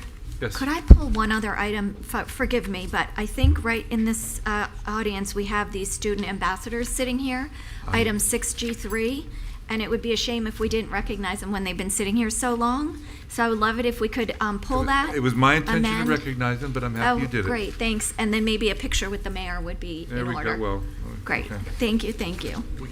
Motion to pull item 6G3 from consent onto regular agenda. Is that what I should do? And make it 7A1? That's, Attorney Jelen? do we have a second? Can I get a second? Can we make Second. 6G3 7A1, Lynn, or should we make it 7AAA? I'd like to get them out of here. 7AAA. Okay, 6G3, motion to make 6G3 pull from consent and make it 7AA. Second. Thank you. All in favor? Aye. Aye. Any opposed? Okay, No. done. Thank you. So now I'm confused as to what number is next. They are first. They are first, Yeah, okay. so we can pull them up, grab a picture, recognize them, and let them go home. Perfect, okay.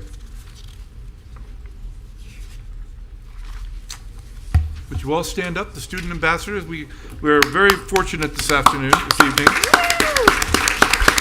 We have Delray Beach student ambassadors. We have Caitlin Foster. Which one's Caitlin? We have Emma Garcia Delgado, Leah Green, Daniel Halpern, and Emily Joseph. Yes, that's what we'll do. I'm going to read the proclamation. Whereas the Sister City program was initiated by President Dwight D. Eisenhower in 1956 as an avenue to open communication and a means to promote friendship and understanding between nations and lessen the chance of future world conflicts. And whereas the relationship between the people of Miyazu, Japan and Delray Beach, Florida actually began at the turn of the century when the Florida East Coast Railway helped Joe Sakai establish the Yamato colony along the railroad near Boca Raton. And whereas among those early settlers was George Suke Murakami, whose hometown was Miyazu, Japan, and who later donated his land near Delray Beach to the county of Palm Beach, which now is home to the Murakami Museum and Japanese Gardens. And whereas the Sister City program serves as a vehicle to bring people of different geographic areas of the world together, to that end, the city of Delray Beach in Miyazu, Japan established a Sister City affiliation in April 1977. And whereas during the past 47 years, our communities have had city officials and citizen exchange visits have been established, student and business exchange programs. Delray Beach Sister City is enthusiastically sending its 10th student exchange delegation to Miyazu, Japan on June 7th, 2024. And whereas the relationship between Miyazu and Delray Beach brings about a great sense of brotherhood, friendship, and amity among our two great cities, now therefore I, Thomas F. Carney Jr., Mayor of Delray Beach, on behalf of the City Commission and citizens of Delray Beach, do hereby recognize Caitlin Foster, Emma Garcia Delgado, Leah Green, Leah, I'm sorry, thank you for that, thank you. Leah Green, Daniel Halpern, and Emily Joseph. As student ambassadors representing the city of Delray Beach, we send our best wishes for good health and fortune to all citizens, especially the students of Miyazu, Japan, and extend our hands in friendship and peace.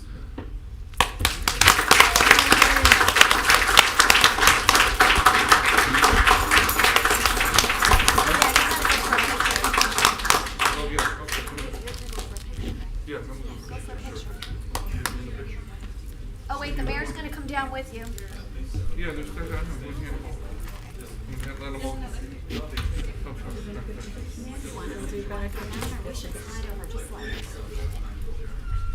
See, I like doing this. This is good. Okay. Yeah.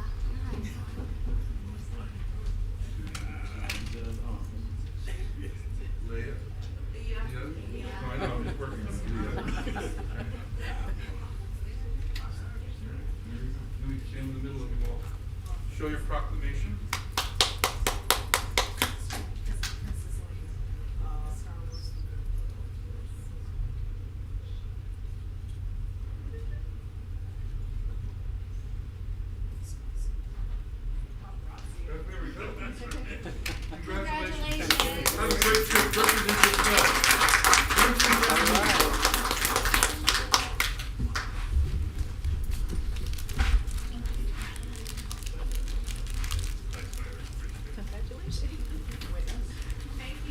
Thank you. Oh, our pleasure. Yes, thank you, Mayor. My name is Daphne, and I'm the president of Sister Cities of Delray Beach. And I just want to say thank you for acknowledging the students, and also thank you, Mr. Moore, for your support of the program. And I just want to say that this is our 11th group of students that we're sending, and the impact that it's had on lives, it's incredible.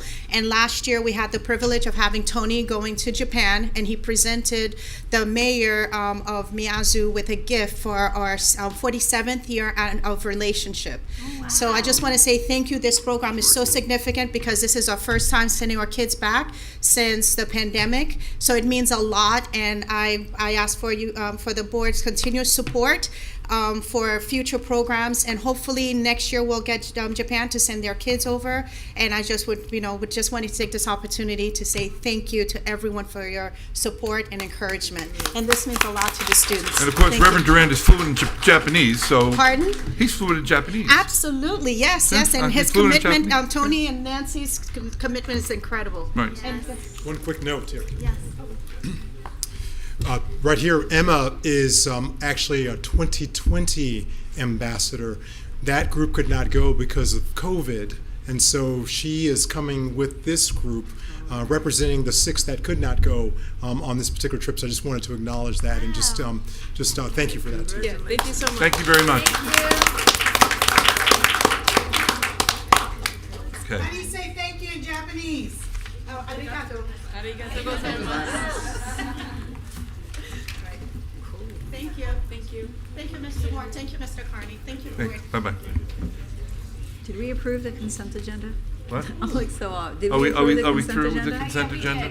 Okay. Okay. I got we had a motion and a second, and you called the roll. Okay, Correct. just checking. Yeah, we did. Thank you. We did. Yes, thank you. We did. Okay. Sorry. All right. Now, would you tell us which number we're on? 7AA, we're on 6A, City Commission meeting minutes. I think Commissioner Casal pulled it, Vice Mayor Casal. I did. Oh, yes. I wanted to say thank you to Bess. I noticed the meeting minutes have had a little bit more detail, and I appreciate that. The only question I would have, and I guess maybe perhaps for you, is there any possibility we can get them within the week after the meeting for my benefit? Because when we go a month out, I have to go back and try to recall specifics. And so if that's possible, I would appreciate it, because I need them in a more timely manner. Yes, ma'am. We'll work to achieve in that regard. I thank you. did have a discussion as far as directions.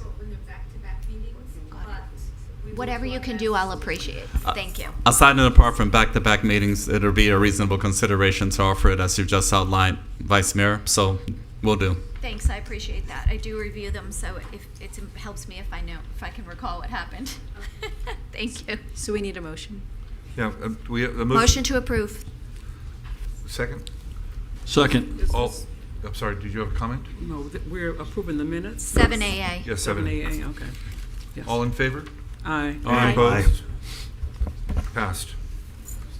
Next one is 6C, which is now 7BB, amendment of lease agreement for sidewalk cafes, and I believe that was also Commissioner Casal.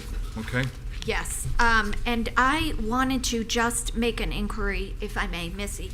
My recollection, when we originally, during COVID, I believe, if I'm not mistaken, we were not charging the restaurants or cafes. And I noticed it's not a substantial amount of money, but are we getting compensated for this money that's outgoing? Yes, we are. Okay, thank you. Motion to approve. Second. All in favor? Aye. Any opposed? Okay, passed. Next one is 6F, Resolution 122-24, retroactive approval of credits.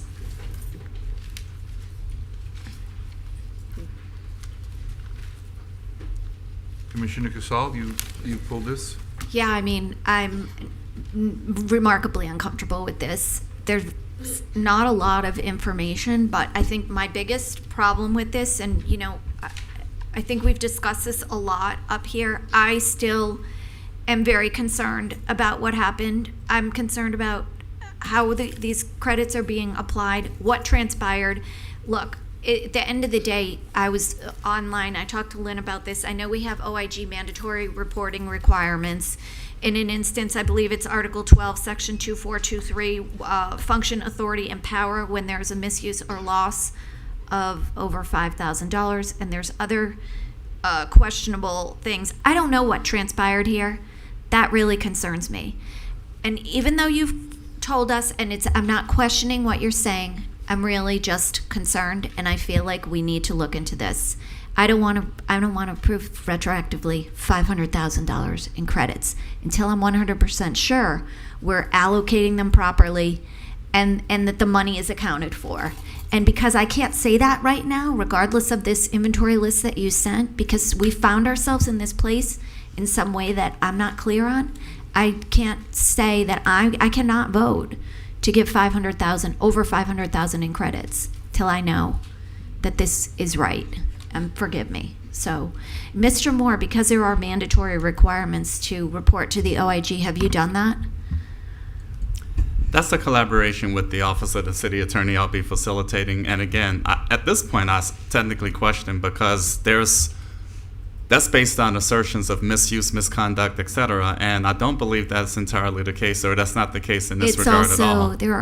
There's other criteria, and I think we fall into that. And we're evaluating that to respond accordingly to answer your question. Respond to who? To the OIG. Okay, so you have reached out to the OIG? No, we will be reaching out to them as necessary. I feel like... And as applicable. If I may chime in. You may. If I may. Good evening again, Mayor, Vice Mayor, members of the Commission. Can you speak a little louder? I apologize. Yes, can you hear me now? Yes, thank you. Okay, so basically, at your regular meeting of January 4th, we articulated the reasons for the credits. At the behest of the Commission, staff issued credits as a result of some usage that was being estimated that upon taking actual readings, we determined that the actual use was different than that which was estimated. The Commission directed staff to issue credits based on our findings back on the January 4th meeting. Mm-hmm. We therefore subsequently issued those credits. We're coming before you to document the credits that we have issued. I'm not sure specifically what OIG article you're referring to, but what staff is doing essentially is reporting to you the credits that were issued pursuant to the direction that Commission gave on January 4th, 2024. Right, and I'm not comfortable approving that credit until a third party reviews what transpired and can report back to me what happened. Yes, and in the scheme of things, we've delineated all of the accounts. I saw that, and some of them are pretty substantial. But also one of the other issues that concerns me is when I inquired about the utilities fund, which is restricted, being utilized by other departments, and you indicated no, and then I reached out to Mr. Moore in writing, and I have concerns about that. Are we properly divvying up the allocation, or is the utilities enterprise fund being utilized to pay for things from the Parks Department and other departments? And I have good reason to believe, and you don't have to answer, that is the case. I think there are a number of issues of concern, and I have an email exchange. So I think there are a number of issues that rise to the level of concern for me with respect to this. One is the amount of money. 2 is how do we get to this place? 3 is how do we get out from under this place? And 4 is, are those numbers even correct? Just to respond to your question, the utility fund, the cost allocation methodology that we have applied is decades old. Okay. My response to your question was no. The utility department is pursuant to the allocation methodology that's been used in the past, Mm-hmm. is not. Is it working effectively, the methodology that we're using? That's in the eye of the beholder. But the point is that we've not changed the allocation methodology. But direction Okay. is underway to reevaluate the Exactly. methodology, which is what I've stated to you and others who expressed some thoughts and Right. observations to this currently effect. looking And at if I may, please, as part of the fiscal year 2024-2025 proposed budget process, we'll talk a little bit about what those steps will look like so that we can be accurate, because it is customary every so often that cities and organizations make changes to policies so that they can best reflect accurately what the outcomes and charges should be based on general fund, based on enterprise fund operations, et cetera. So more information will be forthcoming in that regard in terms of sharing openly, transparently information, how that works, and working with Mr. Dunkley and his team, that will become a function of the upcoming proposed budget process, beginning with the workshop environment, and we'll kick that off and we'll go from there. Because again, we recognize that it's been executed by the city of Delray Beach for quite some time, and given previous background and experience, it's appropriate to update that periodically. So we look forward to working with everybody involved to get to that place as well to help alleviate concerns accordingly. I wasn't confused until now. Sorry. When because I remember asking this question when I first brought it up.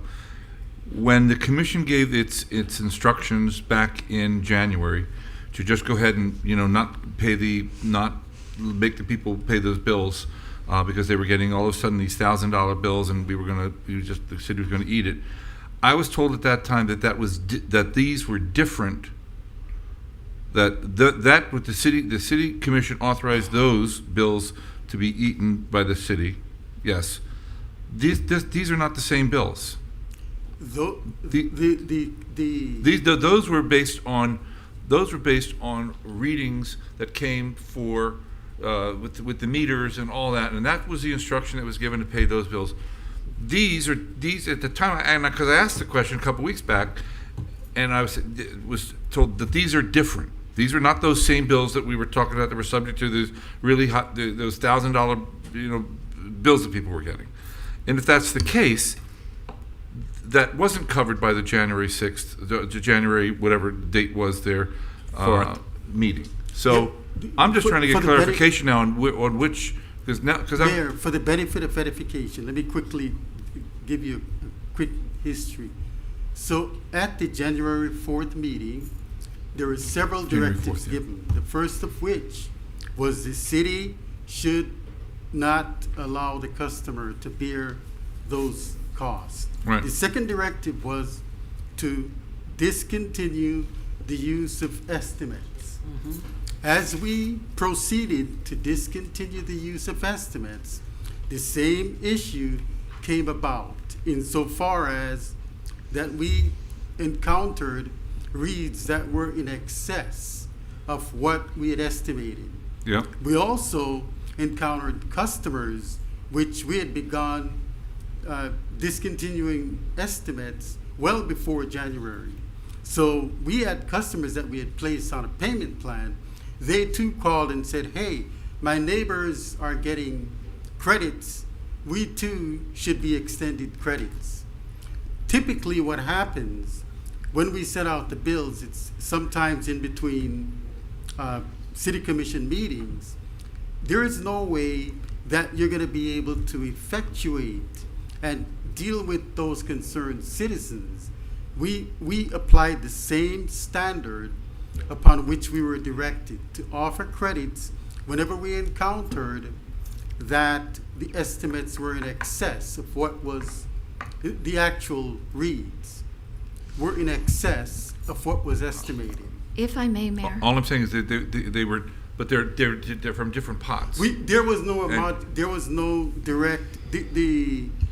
There was a blanket statement by the city commission to eat the cost, and there was no way that staff could have quantified it. We had an estimate of the total, but as we began, as we indicated in the write-ups to the city commission agenda, as we began reading, doing actual reads, we encountered the same problem of what precipitated those excess bills. But all I'm saying is those were, you got the approval of the commission before you did those others, the early ones. These, by your own saying, you came across this, and this was something different.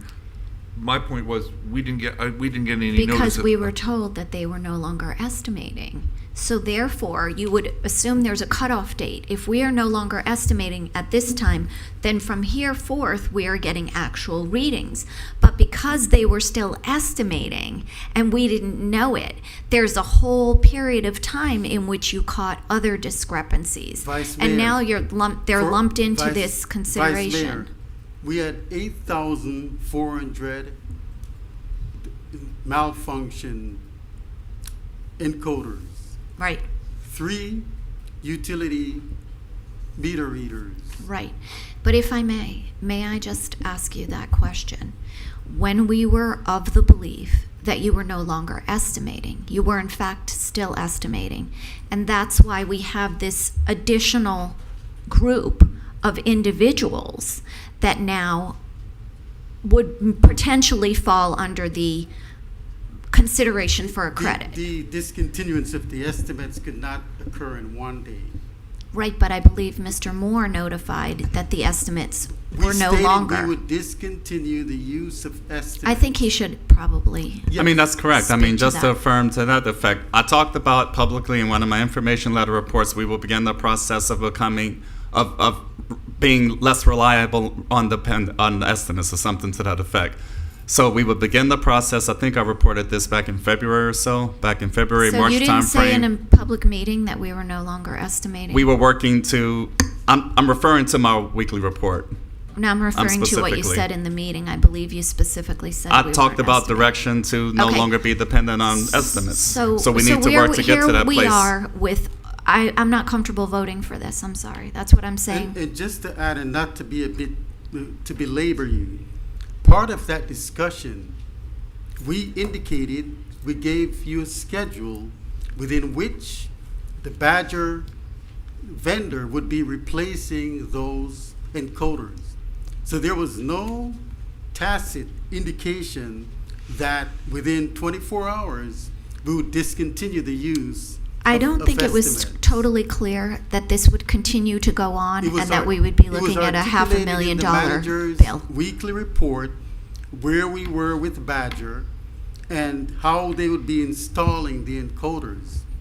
There were So- several variables, so no one indicated that Badger was going to be replacing the encoders. I in totally one day. appreciate what you're saying, and I thank you. Yes, likewise. I would like for a consensus for us to report this mishap to the OIG, and then once we get the report back, I would be totally happy giving all these credits if in fact these credits are due. Because I'm concerned that some of these credits are not due. I mean, presumably we have a certain outflow of water and we have a certain inflow of money that corresponds with the outflow. And if that's happening correctly, we shouldn't have any problems. Now I understand we had the issue and I accept that, but there's been other things in this process that are very unclear, and I'm not comfortable with that because we're responsible for the taxpayers' money. I'm not, no disrespect to you, just trying to do my job to the best of my ability. Mayor? First of all, I think that we should determine whether it's reportable before we report it. I don't report things and then have an after the fact because that's never. Perhaps we should ask our city attorney if this is The city reportable. you are examining this to see whether or not. Do you believe this is reportable at this point in time? The concern is staff acting outside of the authority of the commission. And while it does appear that there may have been some license taken to what happened after January 4th, if the commission is under the impression that an ultra-virus act was committed, that is a mandatory reportable offense. I think you need to make that determination. I See think whether we or have not to the make that actions were consistent determination. with the direction given in January 4th. I went back and I reviewed it, and I watched the video again because I had concerns when I learned of this. And in all candor, I do think that we should report this. I think the OIG will do a full audit. Based on the direction that I received last week, or the last meeting, I did reach out to auditors, and they essentially told me that this audit is extremely time-consuming. It's lengthy. It will take close to a year, and they need somebody on site to do this. And so, and I had no takers because of the depth of the work that's required. And in full disclosure, I was actually told to look at the OIG ordinance because based on what I was representing, the person that I spoke to said you may want to look at the OIG and determine if there's a mandatory reporting requirement. So I did have a conversation with Mr. Moore. Mr. Dunkley has been out, so we haven't had a chance to meet.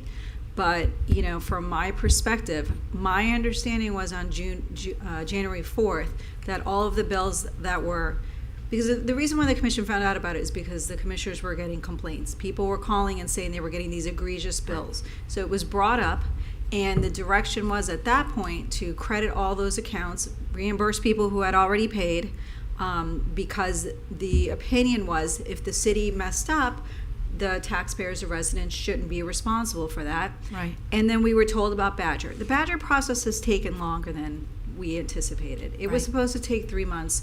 We are now months out, and there's no indication that this is going to be done anytime soon. And so while staff was representing to you that they would stop estimating, it was under the assumption that Badger was going to install these new meters, they were going to start reading properly, and that would eliminate the number of meters that needed to be manually read. Because of the delays with Badger, because of the lack of manpower, this has taken longer, and so, and no one here is being disingenuous. We were relying on the representations of Badger, and I think that staff felt that, based on the direction that was given on January 4th, that they had this ability to issue these credits because they were still estimating and people were essentially complaining. I can tell you that as soon as I did discuss this with Mr. Moore and Mr. Dunkley, they did immediately, bring it to the commission's attention, as they should. But, I can't make a determination if there was an Ultra-Virus Act committed. That's a very serious allegation to make. It's essentially committing a crime. But, I think it's more for the commission to determine. Do you think that staff took license in what that decision was back on January 4th? If they took license, then maybe they did commit an Ultra-Virus Act that should be explored. At a minimum, and what everybody has indicated to me, the auditors that I've spoken to, is somebody needs to look into this department. And it's probably going to be a full-time job for somebody to do this because of the amount of paperwork and the process that's involved in order to determine, was the process broken, and and more importantly, how do you fix it, right? Because that's the issue. Let me ask, would this situation, had it been known on January the 4th, been covered under the January 4th instruction? We're just talking about a timing thing? I don't know. Because if they really were overpaid, was it? The issue from how I've been able to understand it, it's not, and I take issue with calling it a credit, because it shouldn't be a credit. A credit implies that I overpaid something and you're reimbursing me back. That's not what this is. It's more of an adjustment. Because this is it's based on actual usage, though, isn't it? Correct. And so what happens is the city was estimating these bills for so long that obviously a resident is going to think that's their bill. If I'm getting a $100 bill for years, my assumption is that's my normal usage. And so when they stopped estimating and they started manually reading these, if the bill was $200, well, then they were going back and seeking the usage amount that was not paid. And that's when people thought that there was something wrong with the bill, because they went back maybe 2 years at $100 a month and they got that massive bill. And so. But that's what happened in January. That's what they discussed in January. That's what the discussion was in January. So how is this different?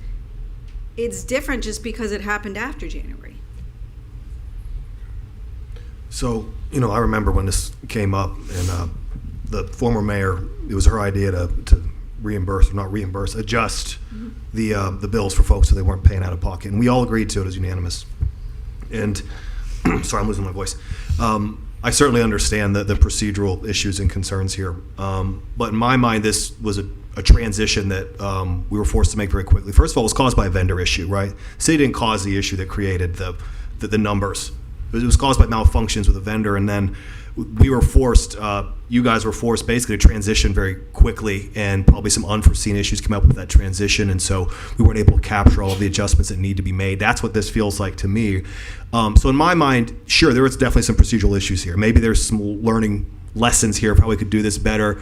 But in my mind, none of it seems to have been done in bad faith or for nefarious reasons. I don't see a motive here to where we were trying to hide anything. It just seems to be there was an unpredictable amount of, during that transition, there was an unpredictable amount of estimates still coming in that we couldn't basically turn it like a light switch and end those estimates because of the malfunctions that were ongoing. Am I wrong?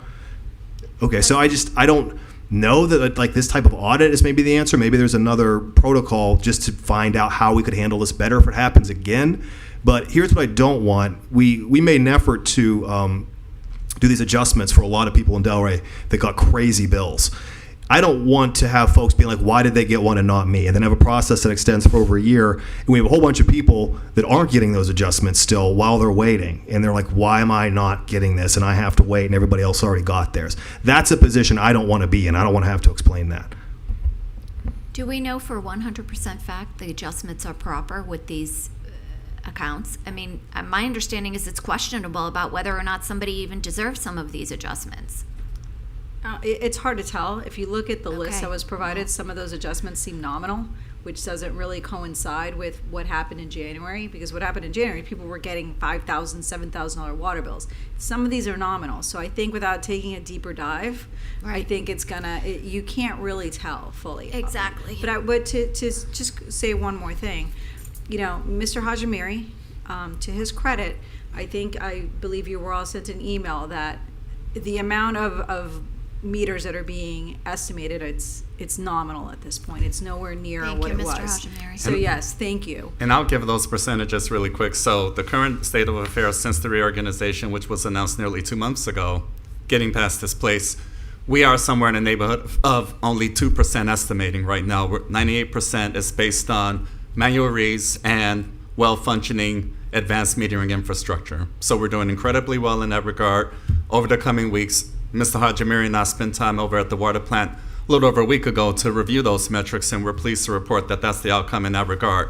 So in terms of process improvements and moving in the right direction, much is being accomplished in that regard. So that's fantastic, because the industry metric would be somewhere in the neighborhood of 90 to 95%, and we're in excess of that at approximately 98% based on the good work that's being achieved at this time. So that's the good work being achieved, and I was hoping to have the opportunity to share that publicly, which I just did. So thank you. You have any comments? Just a quick question. With the 2% that are being estimated, is a human being sort of looking at those bills before they go out just to see if they're in range? Yeah, and we're tightening up processes to get to that place as well. So because it's a much smaller number at about 2%, it's easy to accomplish exactly what you just talked about. And so working closely with Mr. Hajimiri and members of his team, now that we've executed the reorganization, announced nearly 2 months ago, we're able to accomplish that because it's a small number and it's quite manageable. And again, better than industry standard in terms of utility operations. And adjustments, credits, it's a function of daily operations pertaining to utility operations. Municipal, private, electric, natural gas, water, all of the above. It is a common practice and a commonest occurrence. And as we do engage with an outside entity to help us in this regard, that will be made definitively clear, and the information is readily available to supporting the outcomes in this regard. Likewise, the adjustments have been made. We are no longer in that place for the reasons I just talked about as far as the 98% metric. Therefore, we have much brighter days ahead. And likewise, we stand by the recommendations as noted for that very reason. We've executed the organization. We're doing extremely well in terms of the 98% metric, and we calculated the numbers as they are. Credits and adjustments, call them what you will. Nevertheless, we will be supportive of any process improvement opportunities that identify with outside resources to that effect. Nevertheless, the recommendation should not be compromised. Do you have any comments? Because the issue isn't whether or not I think that it's a timing issue, that whether or not this should have been disclosed prior to the credits or whatever we're going to call them were granted. Because It's a moving target, it was a moving process. well, I mean, okay. But yes, I Whether or hear not you. they were whether or not they were included in that January 4th definition of those refundables or creditables or whatever we're calling them. Mhm. And whether this is included is really the issue, I guess, right? Is that what we're looking at? And I'm not an expert, so I've got counsel that I got to tell me what I should or I shouldn't do. I'm very leery, generally speaking, of going to the OIG's office because I've just. And they might just take it up on their own because we're having this discussion, so there's that. Later on in the agenda, we're talking about the internal auditor.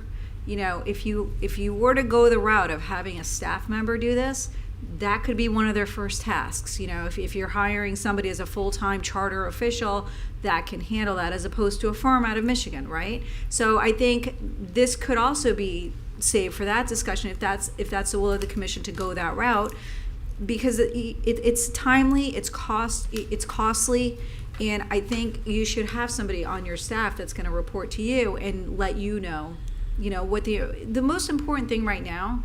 It's not necessarily the amount of the credit; it's the process improvement, right? Exactly. That's what the this process is about. improvement, absolutely. And so, we're not here to point fingers, but we don't want to keep, it's the not about definition of pointing insanity. fingers. Doing We the same answer thing to over the and over. residents. I mean, that's what it's really Agreed. about. So Of course. and it's the amount of money. When it hits 65,001, it should have been a commission discussion item. And I don't question for 1 second that if the commission heard it, that you would have said, absolutely, we're not going to penalize the residents. I think it's the timing, it's the process issue, and I think we can all do better. So are we deferring? What are we doing now with this item then? I'm not You don't willing wanna vote for it? I'm not voting yes for this. I'll move it forward, and if we don't get the vote, we don't get the vote. But I think we should move it forward with the agreement that we do try to improve this process going forward and have maybe a future discussion about that. But I don't think that the amount of the credits is the issue. I think we kind of agree here, most of us, that it's a Well, the procedural amount of issue. credit maybe that we don't know. Correct. We don't know. That's the Commissioner. So if we don't know that the Consolidate. amount of the credits is accurate.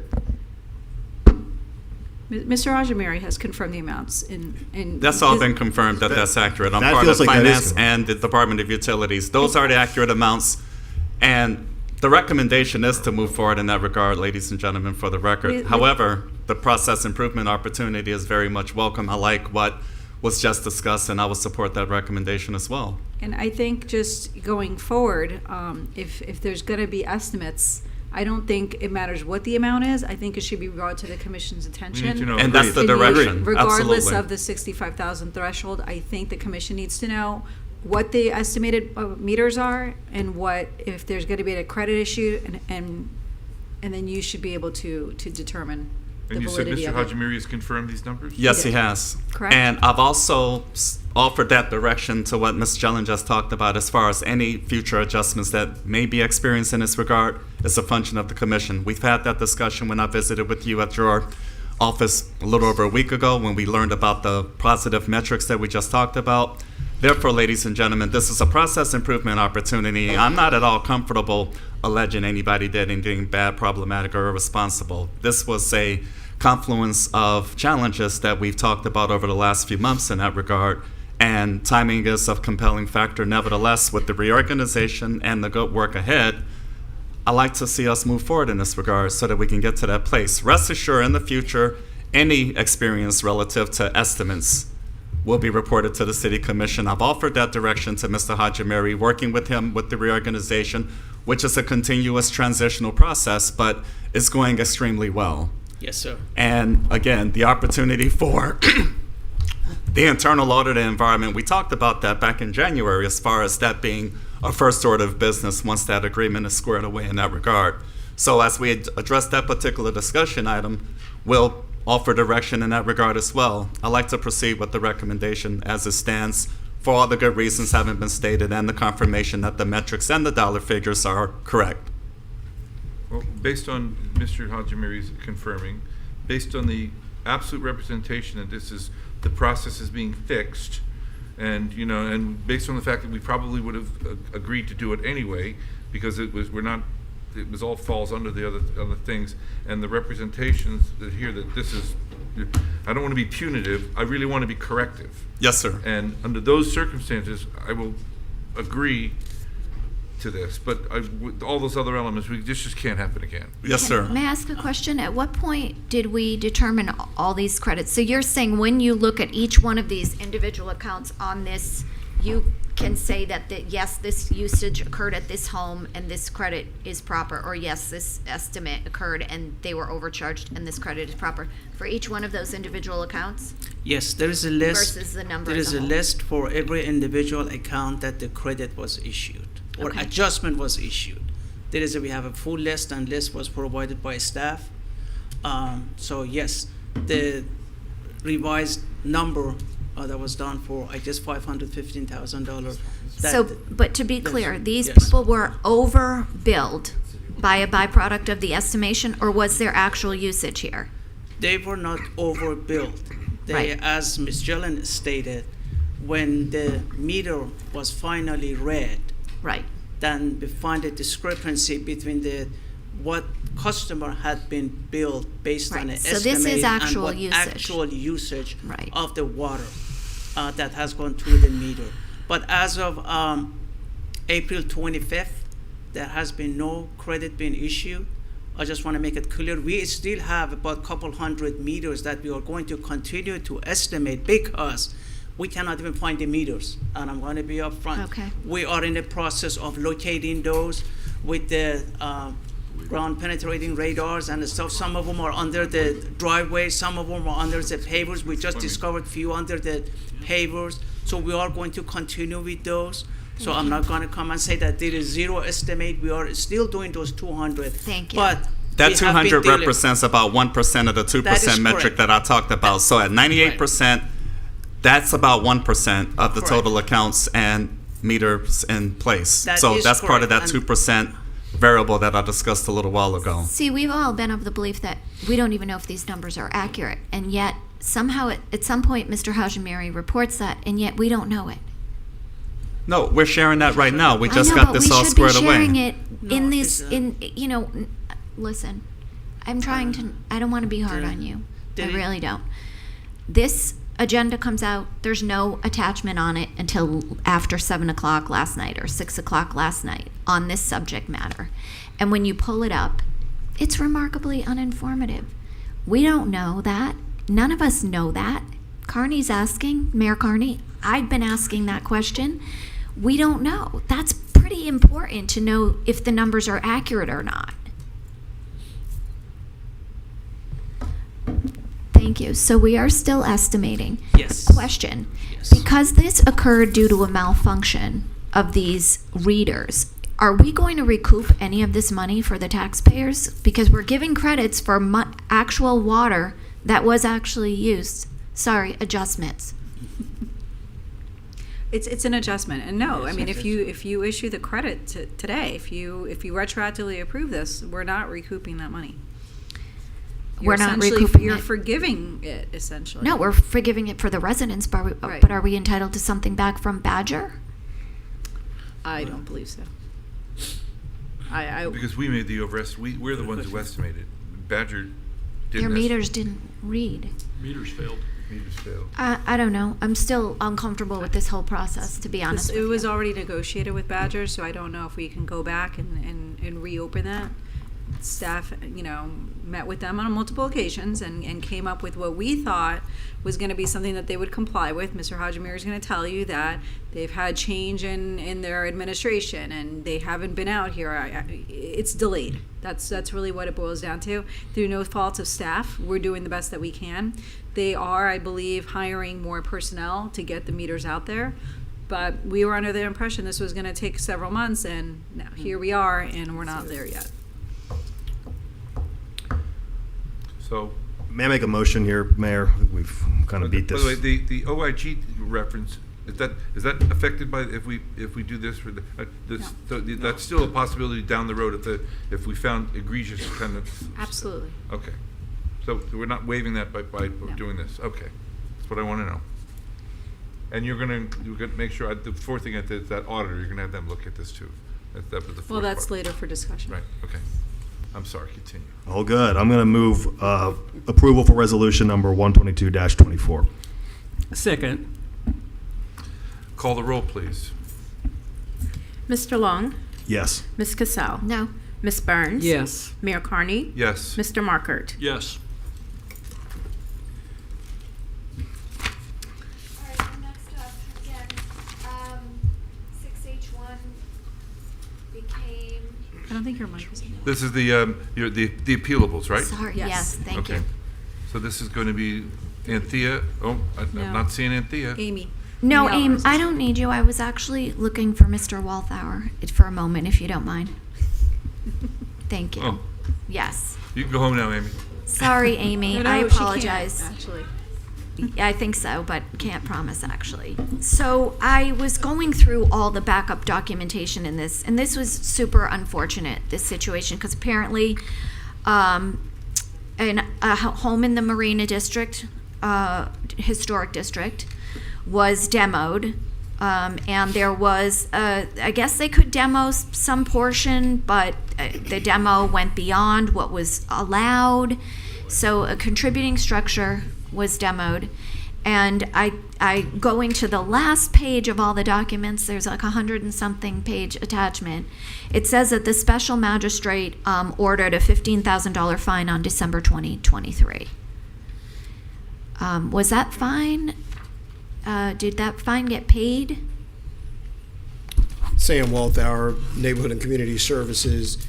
The fine, I think it was stayed until there's an update for the magistrate on the case, but that fine will stand. We're not backing off of that fine. What's the update? Well, we schedule status updates for the magistrate. If the compliance contains a fine that's issued because of what happened, and the property has to go back and go through whatever steps to correct what the plans are, then once we get to a point where that has happened, we go back for a status update before the magistrate, and then the magistrate will say, well, the fine is still standing, and they'll give so many days for it to be paid. Right, because it doesn't feel like there could be any corrective action that could. No. Right.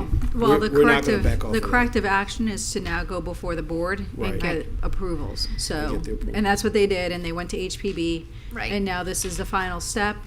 If you don't appeal this, then we'll bring it before the magistrate. We'll ask for the imposition of the fine. The $15,000 is the maximum fine because it's irreparable Which is and unfortunate. irreversible. Right. Right. Yes. Well, yeah, Yeah. but Right. it's irreparable. Right. So I know we can't direct you in any way, shape, or form, but I think as a resident and a representative of the resident, I think that fine is so low, and we hope that it's paid, and you'll let us know that Right, that and that's happened. the max fine Yes. in that proceeding. Thank And you. we're not going to back off of it, and I'm sure everybody agrees with that. Right, I appreciate your time. Thank you got so it. much for answering that question. We can let the magistrate know the commission's direction, Oh, concerns. he can? Great. Well, the concerns, not direction. Thank you, I appreciate Bad word. that. Then I need a motion to approve Motion to approve. all the items that's listed here. Second. Right. Yes. Okay. Well, I all think in- we only pulled the one. All in favor? Aye. Any opposed?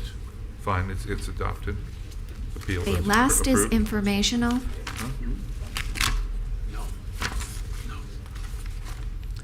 No, this is for Mr. This has to do with the $101,000 for the pumps for the Gold Lime slurry pumps. I This just is was. 6I2. I'm sorry. 6I2, 7. Yeah, 6I1. 6I1, this would be the didn't- Tencarver Machinery Company Yeah, transaction. I didn't do 6I2. Oh, that's all. Well, then I go first. Yep. Sir. That's 7FF. Correct. Yes, good evening, Hassan Hashimiri, Utilities Department. This is for 2 slurry pumps for our water treatment plant. And these are city standard.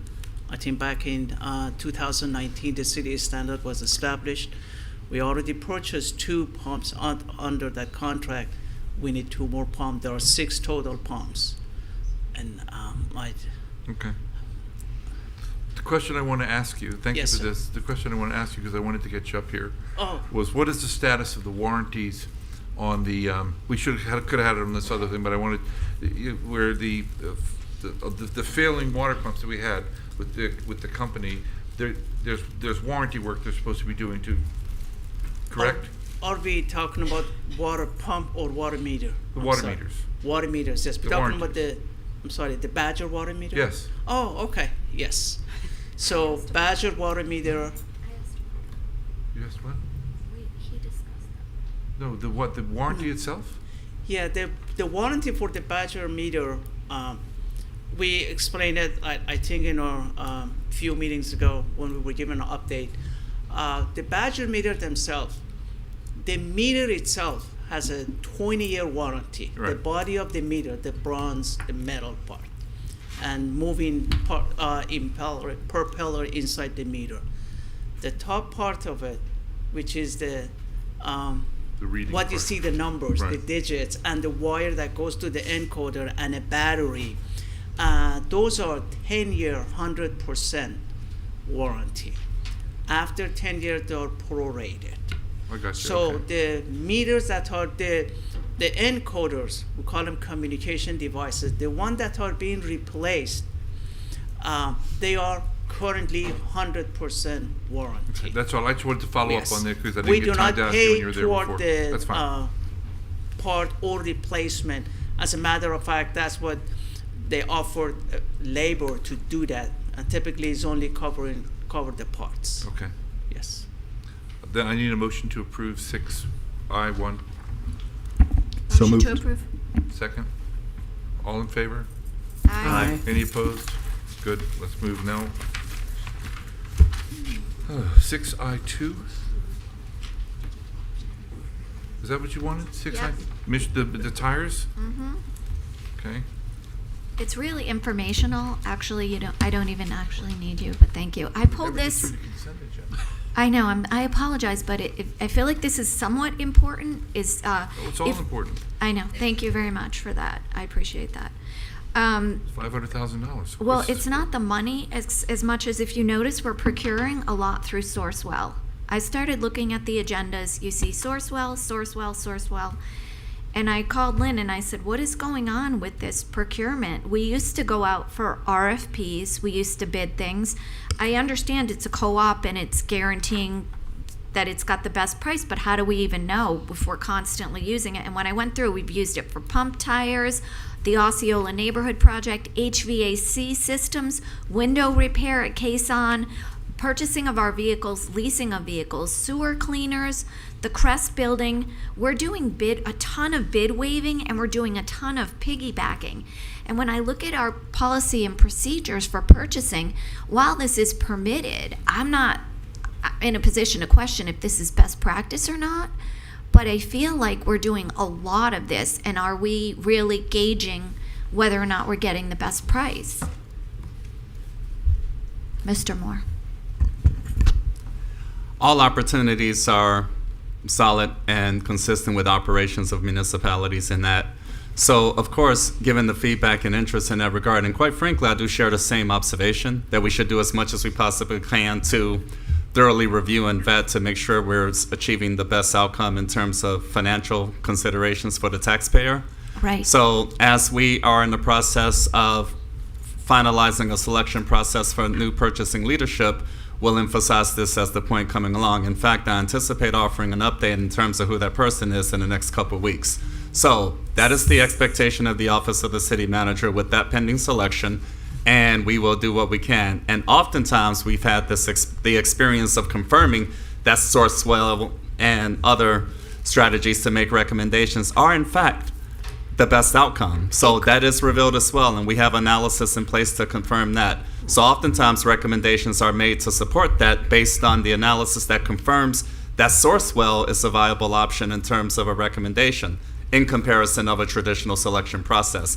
It's more not only cost effective, quite frankly, oftentimes and frequently, but more expeditious as well. I don't know how we can always gauge that it's cost effective. They're telling you it's cost effective, but obviously somehow. No, it's more than just being told. I like to review and engage in analysis to ascertain if that's correct. I frequently find myself questioning, is this the most cost effective route? And I do spend time with staff involved to ascertain if that's the case or not. Sometimes it actually is. Okay, and I'm thrilled to hear that. We used to have a very robust purchasing department that was independent, and then it moved into finance, and then it appears we stopped going out for procurement. And that is why I'm asking this question, because we did not ever do procurement like this before, and now we're doing it all the time. And we are responding accordingly with the new leadership piece. And in fact, before I came on board, there was some activities in terms of sharing bids, confirming, or working with other organizations in that regard as well. So it's a variety of it. Okay, and may I ask one other question? Do we have a lot of contracts out there right now? For example, when the gentleman came in front of us for the towing contract, he'd been 2 years outside of his contract with no signed contract working for us, which is, I don't even think appropriate. But do we have a lot of contracts like that? Do we have a lot of contracts? I don't believe so, no. Okay, thank you. Mr. Dunkley, am I accurate? I believe No, I am. Vice Mayor, as a matter of fact, historically and in the past, with respect to the towing contract, that contract had expired several years. Right, and we were still operating with them under no contract. Yes, it had expired well before. Right. I think close to when Mr. Moore got here. But in terms of Sourcewell, they work with 50,000 governmental entities. The pricing scheme on this particular contract with Michelin North America, for instance, we get truck tires 60% discount. You have light duty vehicles, 50% discount. Agricultural earth movers, 47% and 40% respectively. In terms of the types of entities that use Sourcewell, you have the state of California, Texas, Alabama, Florida Sheriff's Association. This is not a fly-by-night entity. A lot of states and local governments utilize the Sourcewell contract. They elicit a significant amount of response. From a standpoint of economies of scale, they would solicit and get a price point that we would never have been able to get on our own. And that's the reason why I stated that oftentimes the outcome is demonstrated to prove that it is more cost effective that way as opposed to a In traditional this instance, selection I process. would pretty much put my money on it. Right, in this Top. instance and many other instances, and that's the basis of recommendation oftentimes. Nevertheless, given the leadership trajectory, we're looking forward to an even more robust review and analysis just process want- to get us there squared Right. away. So, We Mr. want good Dunkley, that'll do procurement. it. Thank you so much. Motion to approve. Second? Second. All in favor? Aye. Opposed? It is opposed. It is fine. Okay, now we're on what are you laughing at? Resolution 96-24, A correct? resolution of the City Commission of the City of Delray Beach, Florida, approving and authorizing the city manager to execute an agreement and any subsequent amendments and renewals thereto with Plant Moran PLLC for internal auditor services pursuant to RFP 2023-064, authorizing the city manager to take any and all actions necessary to effectuate this agreement, providing an effective date and for other purposes. Okay. Yes, once more. Welcome back. Mr. Mayor, Madam Vice Mayor. So we do have the top-ranked firms, Plant and Moran PLLC. I believe they have chimed in via satellite. The city clerk can confirm that. And so what we're asking is essentially is that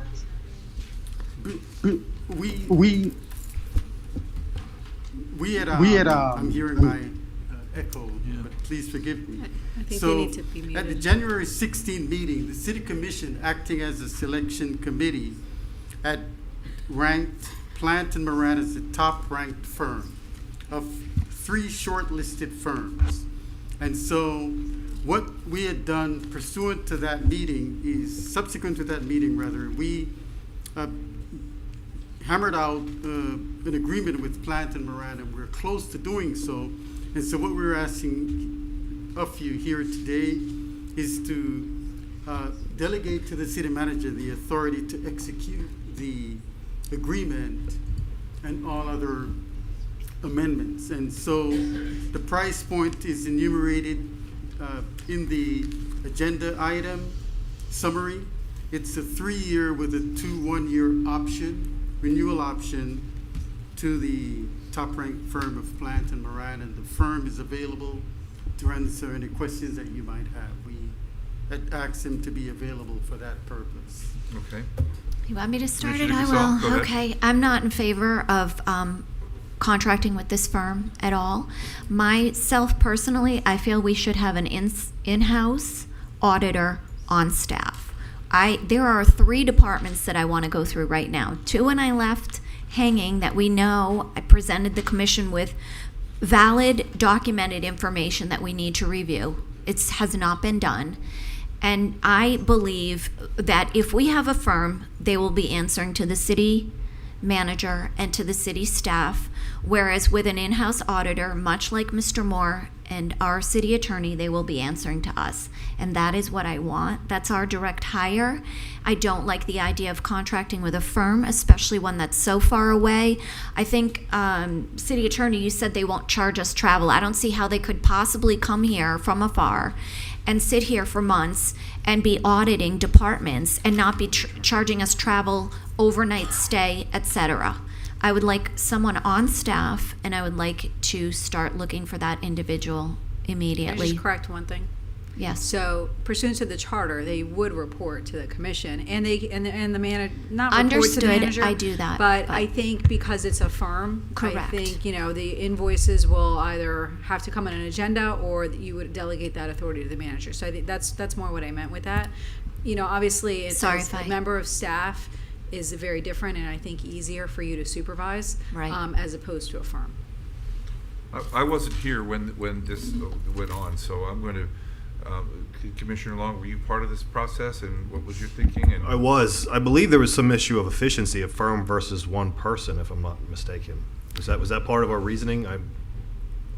I went back through that recorded. It was Mr. Boylston, Commissioner Boylston at the time, was looking to find money in the city. Were there departments where we could have saved money, cut costs, etc.? I think we all know we're well beyond looking at that. What we really need an auditor for is not to come in and find out if we're properly managing our departments and are we excess spending here or could we save here.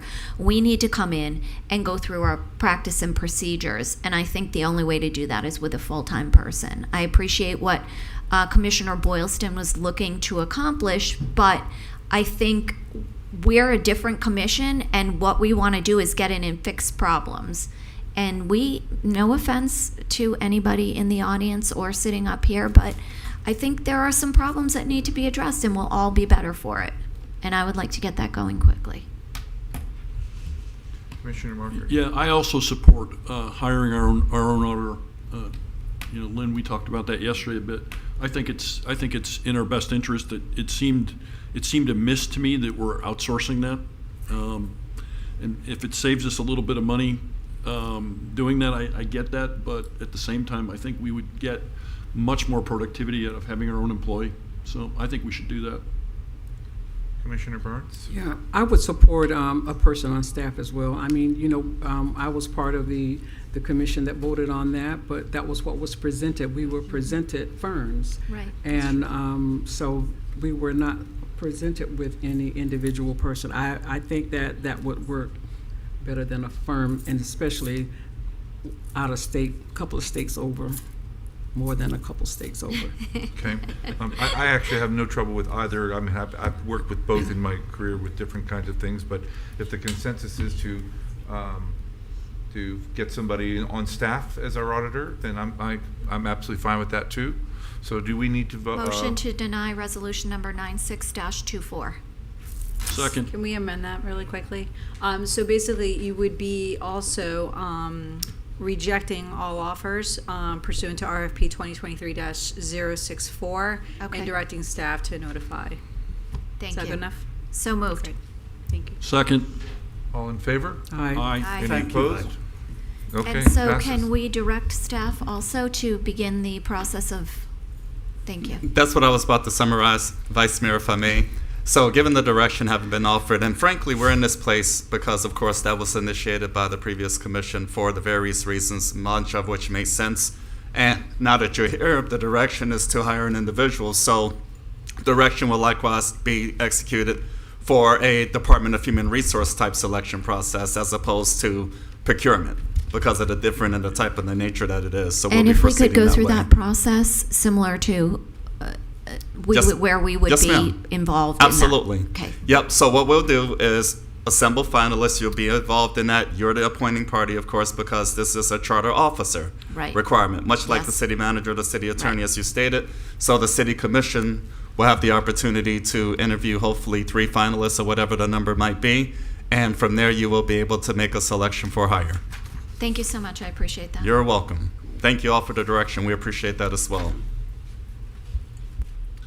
7B, nomination for appointment to Affordable Housing Advisory Committee.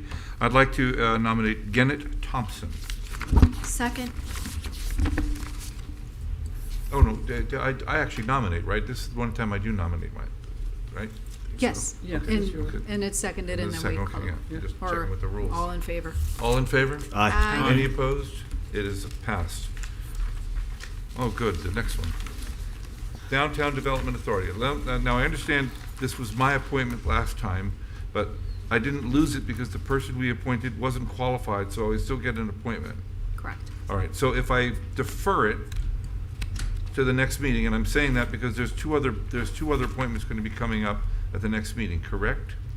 I don't know if, did you put the DDA appointments on the next meeting? No, well, based on direction or interest in being in this place, we can make arrangements for the June 4th agenda, I think. But You well, do that? Well, I was told there was a couple coming up. But he deferred his appointment the last time. No, we didn't. It No, I wasn't a didn't. deferral. No, no. Affordable housing. I Affordable housing you deferred. No, Yeah. I'm sorry. Yeah. The individual So you have- resigned, and so, from the board, and so Mayor Carney gets it again. So there's gonna be 2 more vacancies, But when are they on the coming? board. Right, I'm saying, when are we going to take those Well, up? I think we were looking to re-advertise to Yeah, give that's right. the 3 appointments enough options. So I think that's what we were gonna do. I don't know how long that typically takes, but at a minimum, it would have been the 2nd meeting in June. So at least that would be June 18th. Because I'd 4 like weeks the from largest today. pool possible when we make appointments. But I don't want to lose my appointment, that's the We'll issue. acknowledge your appointment. So to answer the question at the earliest, it would be Tuesday, June 18th. That's 4 weeks from today at the earliest. You're going to re-advertise, right? We would have to. May I? This is fall within our policies that we, forgive me, because I totally respect that this is your decision. But we have 4 candidates, it's on the agenda, and we're moving it off to get a larger pool. Is that appropriate? We don't do that usually. I'm just saying, are we making exception after exception after exception If to that's- our own rules? I'm gonna be candid. Yes, please. I received some information about one of the applicants that we need to look into, because I believe there's additional information that the commission needs to be aware of before you make the appointment, because it affects potentially their tax qualification. So if you wanted to move forward with this today, I was gonna ask that I be given additional time to look into some matters and have staff speak with the applicant. Because I don't think one of We gotta them, get this right. maybe, and I think we need to get it right. And I bet it's the one I would have chosen too. Well, that's why I'm kind of thinking ahead. And I'm going to just say this. I'm going to make another pitch for what Commissioner Markert suggested.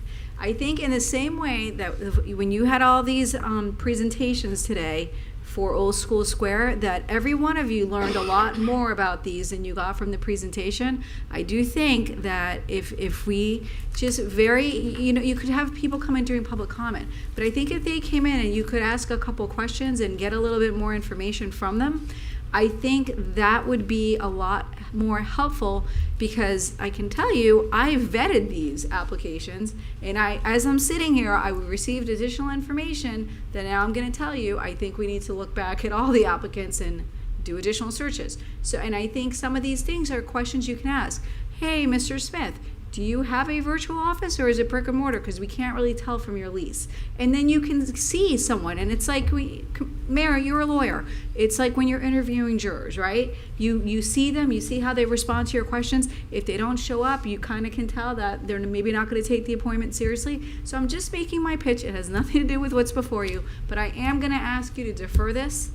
Thank you. Based on my belief that additional information has to come before you. Fine. And I think maybe, I don't know what the procedures are. Maybe because this is so unique, because the other boards, the qualifications aren't the same. I didn't hesitate on affordable housing. Right, exactly. I mean, I that's deferred my it point. last time because I hadn't It's a read the very list. important board, but the qualifications are very different, and it's kind of easy to see if someone is qualified right out of the gate just looking at the application. So maybe we tasked need ourselves to go through this application, and I actually know what I'm going to put on the application to make it a lot simpler. Okay. And it's not going to look like the application before you that's almost like a job application. It's going to look like an actual board application, and we'll figure out how to upload it to the website. And the fields have to be mandatory, because if you look at what's coming back, everybody's saying not applicable to almost everything. Well, I think with your policy direction, you can tell staff that if something is left blank and it should have been answered, to either reach out to the person and give them an opportunity to fix it, and if by the time we get before you it's not fixed, then they're not considered. If I may, though, I think we just really need to revise the application across the board, because some of these questions are for employees who are looking for It a looks job. like a It's a job very application. different application. So I We think will be bringing that before you. It's probably not going to be ready in time for this next go around, but at least for next year, when you guys or if somebody resigns or something happens, we'll have a new application, and obviously we're going to vet it to the commission to make sure that everybody is on board. And it's not going to be very complicated, but it's going to answer the questions that you need answered. right. And I'm still in favor of having these folks come in for 5 minutes and meet with us. I think we have to do that. I'm still not. I apologize. understand. It's not. I think it's a lot of time. We have a lot to do, and I I think understand. you know who's interested by who mails and calls you. Yeah, but I just can't tell from the documents that are sent in whether I like the person or not. But then you can call them and have coffee with them, or you can reach out to the directors But of the board. that's and so ask them. inefficient for me to reach out to 10 people and have 10 coffees. That'll take up 2 days, as opposed to just Right, having that's them all exactly come why in. I don't want to do it, But- because but- if I know the people, It would then ruin my I. sleeping pattern. But what Lynn brought up was an easier way where we could just bring them in, give them each 2 or 3 minutes, and we just have it done. It would almost be a part of the application. You have to come before the meeting where your appointment's going to be considered. You have to attend a city commission meeting and come to public comment and introduce yourself to the commission. It's really that simple. And at least staff will be able to check off that agree with box that. that they I did agree with that. handle it. You could do that in public comment, have someone come in. Yes, exactly. In Yeah. public comment, We brought that they've up. got, That's they good. got That's their it. 3 minutes, bang, bang, you get a general idea. And if you want to ask them questions, you got the opportunity to ask them questions. That's a good solution, I think. Wait, Just- we can ask questions to people in I public think in that comment? situation you should be able to. And that, not to keep comparing to Boca, but in Boca, that's what they do. They Yeah, come we in all during know public how comment. comparing to Boca goes around here. But it's efficient We and have it an lets the art museum there, too. commissioners. And you're not doing a special meeting for it. You're doing it. They're coming in for public comment, and then it gets checked off on their application that they did that. And I would say nothing's forever. If we try it and it doesn't work, we'll change it out. I like it.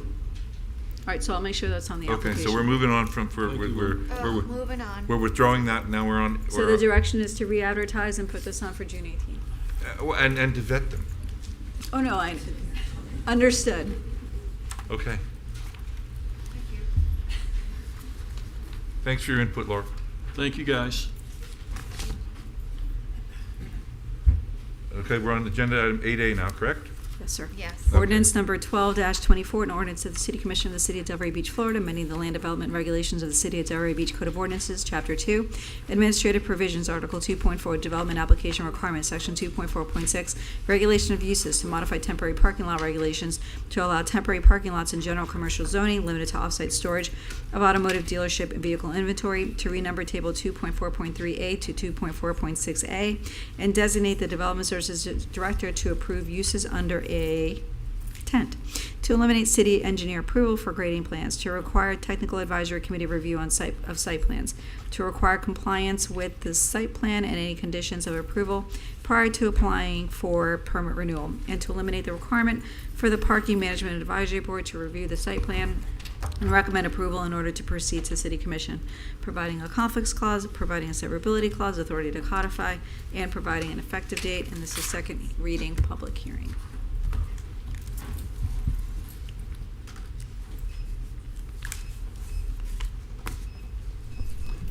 You're up. Thank you. Good evening, Commission. Amy Alvarez for the record. Ordinance number 1224. This is second reading for an LDR text amendment regarding temporary parking lots. So the amendment to the LDR is to add in the GC zoning as an area where temporary parking lots are allowed. The language is limited to off-site storage for automotive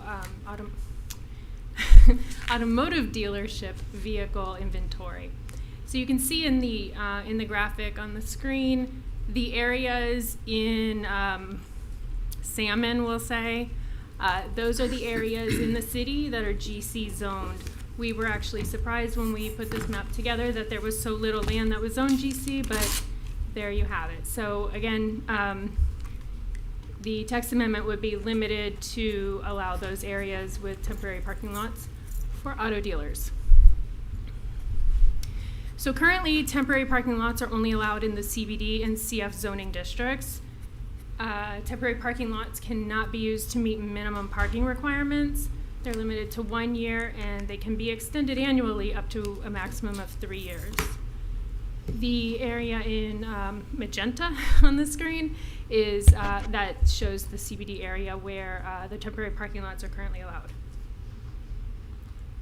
So just a little bit of background. Prior to 2021, we did have multiple requests for temporary parking lots, and those requests also had locational waivers associated with them that were approved. We have since realized or made a determination that maybe we shouldn't have been processing those since they were associated with use, and use waivers are not permitted by the LDR. In October of last year, a zoning verification letter requested an interpretation by the director regarding the allowance of a temporary parking lot in GC zone property. The director said no, it's not allowed. So, and also confirmed that waivers weren't allowed either. So the applicant for that letter appealed the director's interpretation, which is allowed by the LDR, and the commission denied the appeal, upholding the director's interpretation.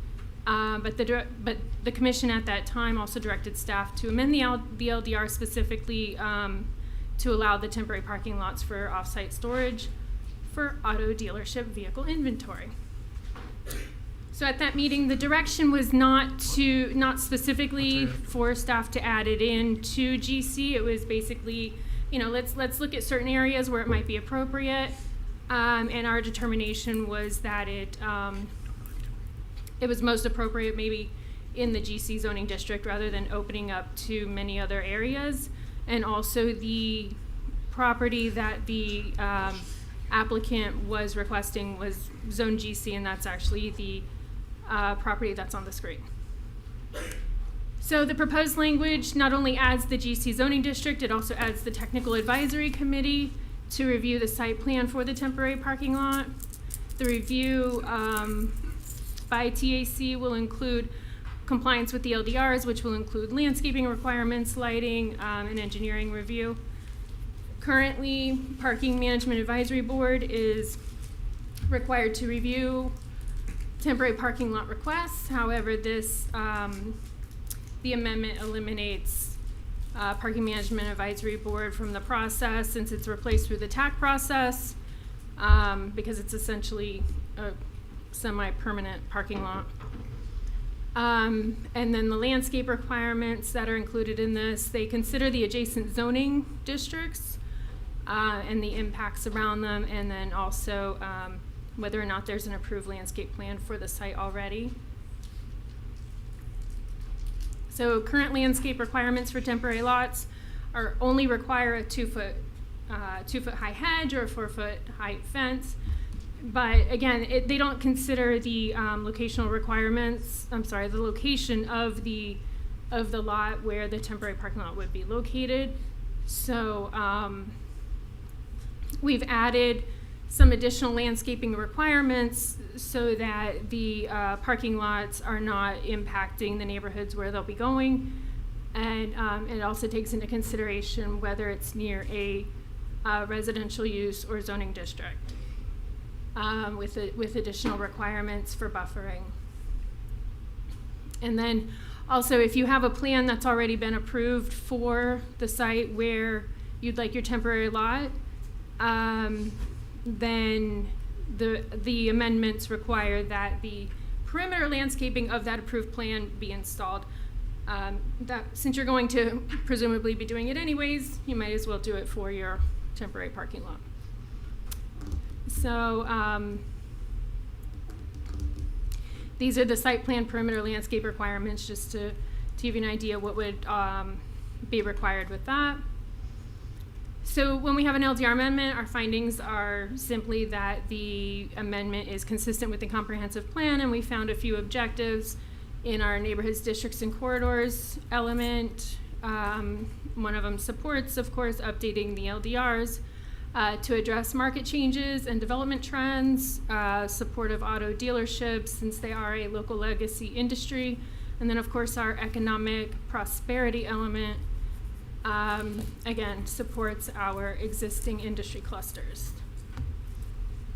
So for the reviews of other boards, Planning and Zoning Board looked at this request in February, but they had some concerns about the landscaping requirements, and so that's what you see before you tonight is to address their concerns at that meeting. We've since augmented the requirement to address that, and then the board was also concerned about allowing it on arterial roads, but GC is only located on arterial roads, so there wasn't anything we could do with that concern. But we did relay that information to them in the revised ordinance at their March meeting and received a recommendation of approval 5-0. The parking board saw the request in February. They were concerned that they were removed from the review process, of course. And then they were concerned with the removal of trees associated with a temporary parking lot. But any removal of trees, as with any site plan, would go through the requirements of the LDR. So a temporary parking lot wouldn't really prompt anyone to remove trees that they wouldn't have been able to do anyways with any other site plan. They would have to do any mitigation or relocation or anything else. And that's it. Yep. Great. Any comments? This is a public hearing, so we have to is open there it a up. public hearing? I'm very sorry. Quasi-judicial, yes? No, it's just public hearing. If anybody from the This is a public wants public to hearing. come up. Anybody from the public wishes to speak on this matter? Now is the time to get up and do so. Seeing none, and it only would have been one.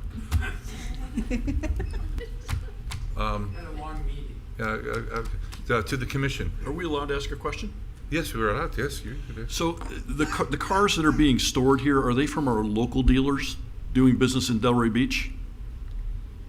They're supposed to be. That's the intent. I don't know that there's It's kind of a loaded specific. question. Son of a car dealer here, so I know more about that industry than I should know. It's a good But there's question. been a ton written recently about Tesla's slowing sales. They got massive quantities of inventory, and they're finding malls. They're finding any spot anywhere to put that inventory, and the towns are beginning to hate it because it got all these lots of cars and cars and cars and cars. And it's excess inventory, and it's mostly Tesla right now. But the other reports that I've read, the whole automotive industry is going through a big change right now with EVs and everything else, and there's a lot more cars than there are buyers right now. So I'm just wondering, how do we control this in Delray to stay in front of it? And it's one thing if it's our local dealers, I've got empathy for them, but if these are cars that are from Fort Lauderdale, and I wouldn't be in favor of that. I don't think we in the code that we can put a differentiation like that. But remember, you don't get this by right. So I think when the commission can consider this, you can consider the proximity to the dealership because if they're driving to Miami, then that's something that you're going to want to consider. And I think that's one of those factors that you're going to use in determining whether or not to even approve this. So this isn't one of those applications that's going to come before you where staff is going to tell you your hands are kind of tied on this one. As much as you don't like it, you have to prove it. You actually have a lot of discretion on this, and because it's not some type of an entitlement that somebody can get, you can say no depending on the facts and circumstances as they're presented to you. So when somebody applies, we could say, you know, if it comes from a Delray dealership and their car is for Delray, we can make that. I think you can say, you know, how close is a dealership to this temporary parking lot? Is it within the city limits? And typically they're going to be. They're not usually, you know, on one end of town to the other, because we have limited places where dealerships can go. So, but I would hesitate to say, you know, that you can only allow it for Delray-based businesses. I think that could be problematic, but I don't see an issue with you asking, you know, where's the location of the dealership in proximity to because you want to know, is this going to cause an increase in the amount of traffic on our roads with the driving back and forth and things like that, you know, when the employees are going to pick up the cars or things like that.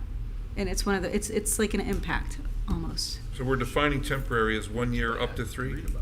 Yes, and that was very important to staff, because I think what started happening was that it started to look a little bit more permanent.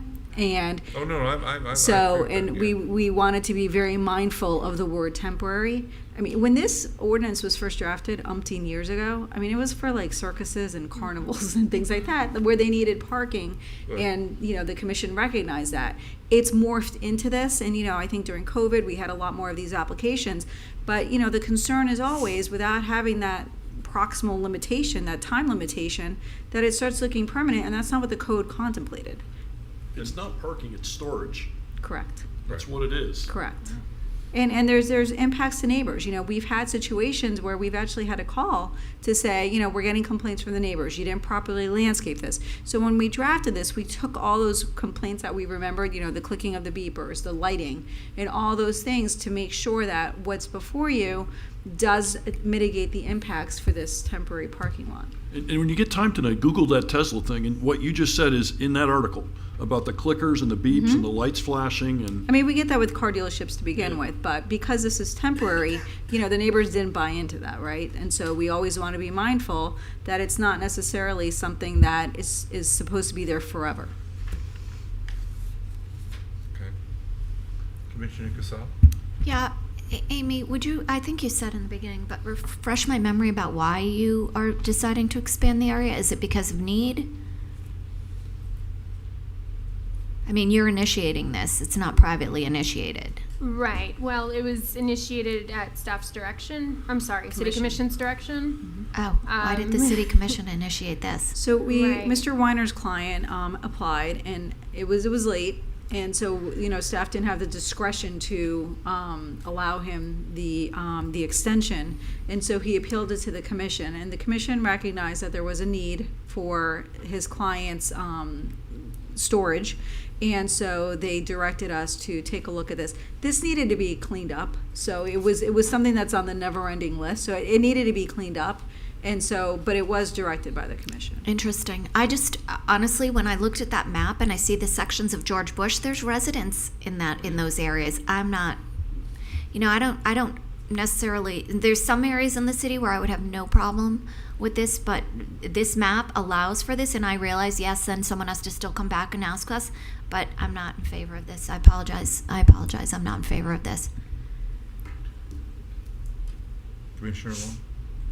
I don't really have much to add. I think Ms. Jellin kind of explained, and everyone's kind of explained why we're here. This needed to be cleaned up. It still comes before us. It's not going to be done administratively, so the issues that you brought up, we can avoid, hopefully. We could also avoid any issues of this being too close to neighbors, etc. To me, this is just a matter of cleaning up the code. So I think, you know, I was in favor of it then. I'm in favor of it now.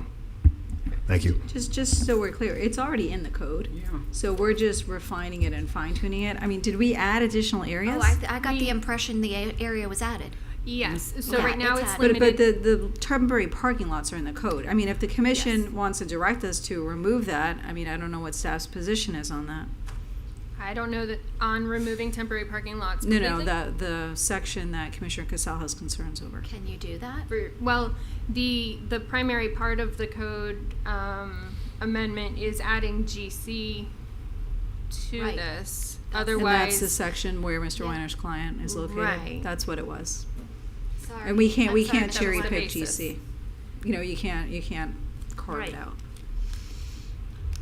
But the areas along, well, I'm sorry, Commissioner Burns. I was just going to say that I voted for it before, and as Commissioner Long said, we directed them to clean it up, and so they did that, and thank you for doing that. But this area that is down 4th Avenue.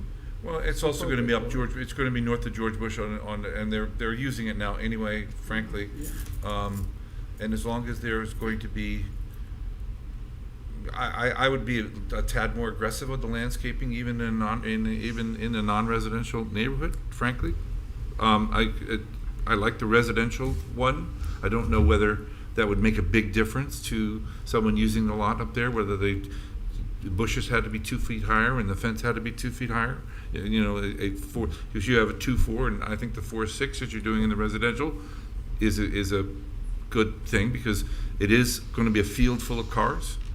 And there are residential neighborhoods along North Federal and there's more coming, as you know, which would be adjacent to one of the lots we're talking about.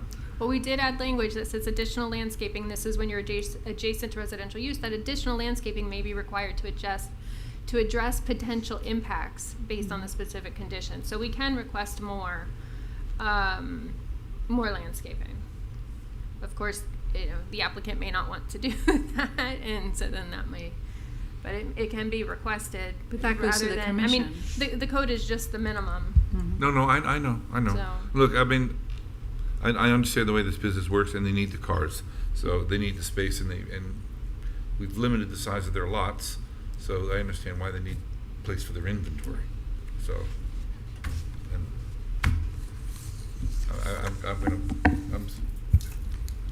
Can I make a motion? I was going to say, you need a motion? we need a motion. I move the approval of ordinance number 12-24. Second. All in favor? Roll. Aye. Aye. No. Oh, you want to call a roll? I think we should call the Call roll. a roll. Thank you. Ms. Cassell, No. Ms. Burns. Yes. Mayor Carney, Yes. Mr. Markert, No. Mr. Long. Yes. Okay. Now, yes, so we have no final reading. We have comments from the city manager. Yes, sir. I have two. So this past Friday, I was paid a visit by County Administrator, Palm Beach County Administrator, that is, Virginia Baker, along with County Commissioner Mac Bernard, to discuss their interests in potentially collaborating with the city of Delray Beach regarding the future presence of a Haitian Cultural Resource Center. The genesis of this, in my mind, began after Commissioner Angela Burns offered a few words about it back in 2023, the prospect of direction to that effect coming together, and that simply resulted in a presentation of an inventory of opportunities based on city-owned property, underutilized facilities, etc.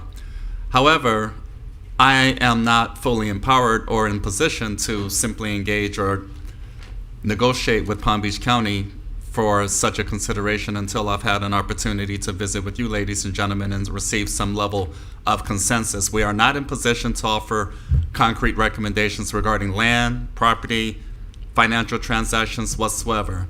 This was the first time I had an opportunity to visit with these two individuals together at their behest. They made arrangements to visit with me formally this past Friday at 2 o'clock, and I frankly advised them that I would have to update the city commission that this level of interest is being engaged. So I bring that to your attention for the sake of an update, number one, as well as to number two, receive any feedback or consensus you all may wish to offer before we explore the matter any further. If I may. Yes, ma'am. I am fully in support of a Haitian Cultural Community Center. As I said to Mr. Moore, I think, especially in light of the fact that the county is interested, that they should put it on the county property in Delray. And here's why I say that, Mayor. Ms. Johnson had that recommendation. There's a large Haitian population out where I live in the West. and it's centrally located. It's on a bus route. It's right by the Tri-Rail. It's perfect location in terms of accessibility, and I think we should work with them. I don't know what they would require from us because that's their property. To be determined. But whatever we could do to work with them to get a location on that property, I would be completely amenable to. Same here. Like, did they offer any specific property or? No, ma'am. They are simply exploring, and frankly, part of their considerations suggests any opportunity that the city can contribute in terms of land or property of an existing facility, whatever the case may be. So it's totally not concrete at this particular point in time because I left it there. We're not at liberty to engage back and forth. My sense, however, is that they are working assertively to create some momentum to get to that place. And frankly, I suggested to them, look, let me speak with the City Commission Tuesday, May 21st. And from there, I'll schedule a follow-up visit with them in the next couple of weeks or so that we can evaluate what opportunities can and cannot be made available to likewise result in an update to the City Commission as we initiate this engagement. I've actually met with them several times in the last few months. This all started a few months ago. And this is going to be the thing where they are really talking about paying for the whole thing.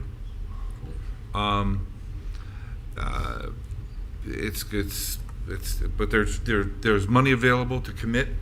Our timing would not. I don't think we can drag it out too long if this is something we want to do. There's several sites that are also in play. The site that you talked about is a very valuable commercial site, which the county may give to Delray Beach to develop and do different things with. Okay, that's in play too. It's in play too, and. There are other sites in Delray that Mr. Moore and I kind of discussed. But I'm not the final word. I mean, there's a lot to be done, but I think it's a real opportunity because the county wants to get something done. They understand just how large the Haitian population is in Delray, and they've been promised this for eons. We talked about a property on Southwest 12th Avenue. Did that come up into the conversation? Informally. However, the basis of that was the workshop meeting presentation that took place August 13th, 2023, in which we did offer an update to the City Commission in terms of the dynamics associated therein. You have a couple nonprofits that work collaboratively with the City of Delray Beach to provide services to the community in that regard. So that was the basis of that review and analysis. But again, nothing specific at this particular point in time. I would encourage you all to sit tight about any specifics until I've had an opportunity to come back to you all via the engagement with the Palm Beach County leadership regarding the consideration. But they may consider all of it. Because you've got security at that campus where you're talking about on 12th, and space. There's some space. And there. it's right. It's located in the neighborhood, so yeah. It's a good spot. So I'm fully on board with exploring this opportunity. I actually think it's super exciting, and it has been something we've been talking about for years. That community should have a space, and if the county's paying for it, that's incredible potentially. I mean, that's what an opportunity. What they've said. Right, and so I think all options should be on the table. I think that county property could work, but I want to make sure that we're exploring every option with them, not writing anything off necessarily. Yes, sir. So with that, ladies and gentlemen, I'll trust that that's consensus to proceed, and I look forward to offering an update with their involvement within the coming weeks or so. One other brief item is the budget workshop meeting scheduled for June 11th. It is essentially the preliminary fiscal year 2024-2025 proposed budget, of which we'll discuss a number of scenarios to really kick off the process in terms of City Commission engagement. That is scheduled for 6 o'clock that day, Tuesday, June 11, 2024. We are likewise in position to also feature the unfunded pension liability workshop discussion in advance of that particular dialogue, which would take place about 4 o'clock in the afternoon. So my interest is to offer a couple hours devoted to that effect. Not only does it work well in terms of everybody's schedule, I've had Michelle to reach out to all of you all to confirm availability as noted. However, it does relate to fiscal policy, and it does connect with respect to the upcoming proposed budget process for not only fiscal year 2024-2025, but other related considerations moving forward. So I think it makes sense in that realm.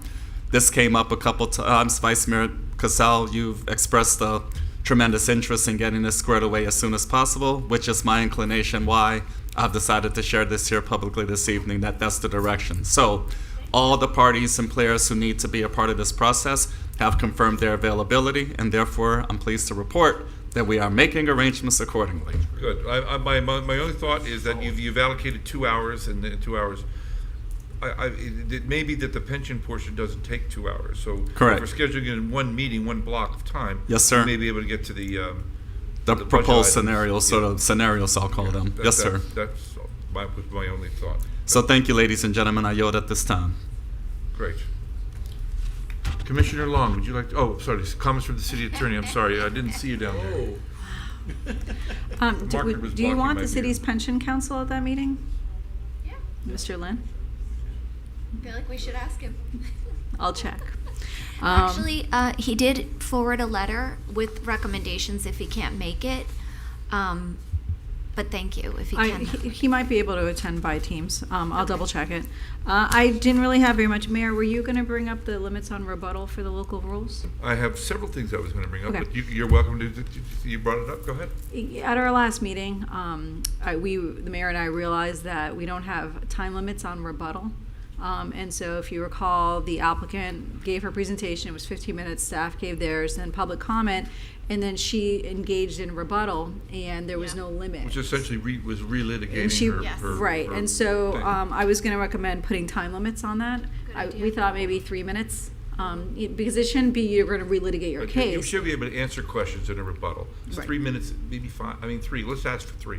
You could do 3, and then if they ask for additional time, it's at the board's discretion. So I was going to make that change if there's consensus for that. Yeah, because I couldn't shut them down because it was quasi judicial, but if we have a time thing, then I can. All right, can we get a motion to amend the local rules to add a 3-minute time limit for rebuttal? So moved.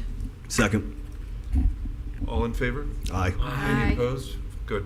And then the other thing I was just going to tell you is that we're starting to get some notifications from our outside counsel concerning the PFAS litigation that we engaged in.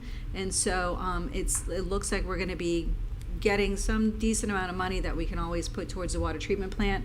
Mr. Hajimiri told you today that, unfortunately the cost is much higher because of these additional federal requirements. So hopefully it's not going to offset it, but it's a little bit additional money for basically just engaging in this litigation that we'll be able to put towards the water treatment plant. So as soon as I have those numbers, I will forward them to you. But I was recently contacted, and I think we have 2 settlements that are coming down the pike. That's great. Awesome. That's it. Thank you. Commissioner Long.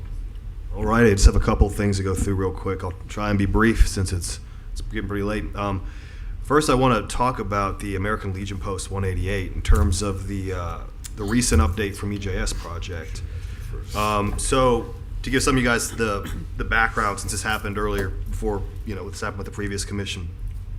Last December, we set a settlement agreement to the American Legion Post 188 that, if accepted, would have extended them a 99-year lease agreement at the 196 Northwest 8th Avenue property, with the provision that the city would transfer title of the property to them after 5 years, so long as the necessary renovations were completed. Unfortunately, due to some miscommunication, interference, we'll call it, from the Legion's attorney at the time, which kind of put the commission in an impossible position. We just couldn't reach an agreement by the deadline we'd set. Therefore, at the time, we moved forward to begin negotiations with EJS Project, who had submitted an unsolicited proposal to lease that property. At the time, we did stipulate the American Legion Post 188 be offered a subleasing agreement as part of those negotiations. Unfortunately, we just learned this week, or I guess it was Friday, that EJS Group, those negotiations failed, and EJS Group has pulled out. So I'd like to ask my colleagues' consensus to renew our previous offer to the American Legion, extend them a 99-year lease and title transfer after 5 years if the necessary renovations are completed. I would stipulate, however, that we do not cover any of the attorney's fees as part of that offer. I'd need to meet with Lynn and have some discussions about this before I'd be willing to make that determination. Would you like to schedule a shade meeting to discuss it? Yeah, I think so. That's fine, yeah.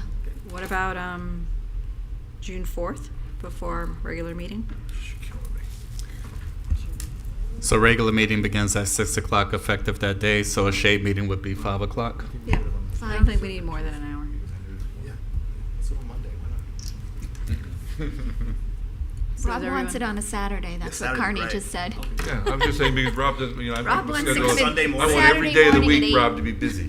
So he's got On my nothing way going back on. over here from the tennis center. Come in gym clothes, it's fine. No problem. So you were going to do it on the 4th? The 4th at 5 o'clock would be appropriate. Regular meeting begins at 6. 5 o'clock it is. Thank you. So, Wanting to drag me every time. I need to make the announcement. Is everybody okay with that time? Yes. Yes. Yeah. So I'm requesting a shade meeting to discuss litigation strategy in the case of the American Legion Post 188 versus City of Delray Beach. I don't have the case number. The meeting would be held June 4th at 5 p.m. We would start in the Commission chambers and then retreat to the first floor conference room. In attendance would be Mayor Carney, Vice Mayor Cassell, Deputy Vice Mayor Long, Commissioner Burns, Commissioner Markert, City Manager Moore, myself, our outside counsel, Sanos Alampour, and Christopher Stearns, and a certified court reporter. The meeting should last approximately 1 hour. If we can get a motion. So moved. Second. All in favor? Aye. Aye. Any opposed? Done. Thanks, guys. I'll be quick here. Mr. Char, during his public comment, referenced Building 2 and the old Carver campus, which I know we had a couple of our school board members wanted us to pursue writing a letter to demolish that building. I'm not going to be in favor of doing that. I think the community has been very involved over the years to try and save that building. There's been talks. I spoke with a former school board member and that's very active in trying to get a medical clinic potentially in that building. So I'm just throwing it out there now that I'm not going to be in favor of doing that letter. I don't know if we were really moving that direction anyway, frankly, but I just wanted to put that on the record real quick.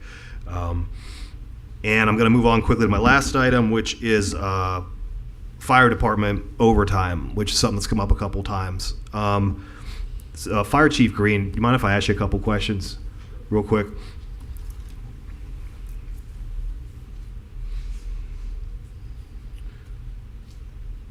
We had a similar issue come up last year that the mayor brought up a couple times regarding police overtime, and it turned out that was due to just a lot of vacancies at the time and a lot of mandatory overtime that police officers were working because they were, basically had to fill out the mandatory shifts.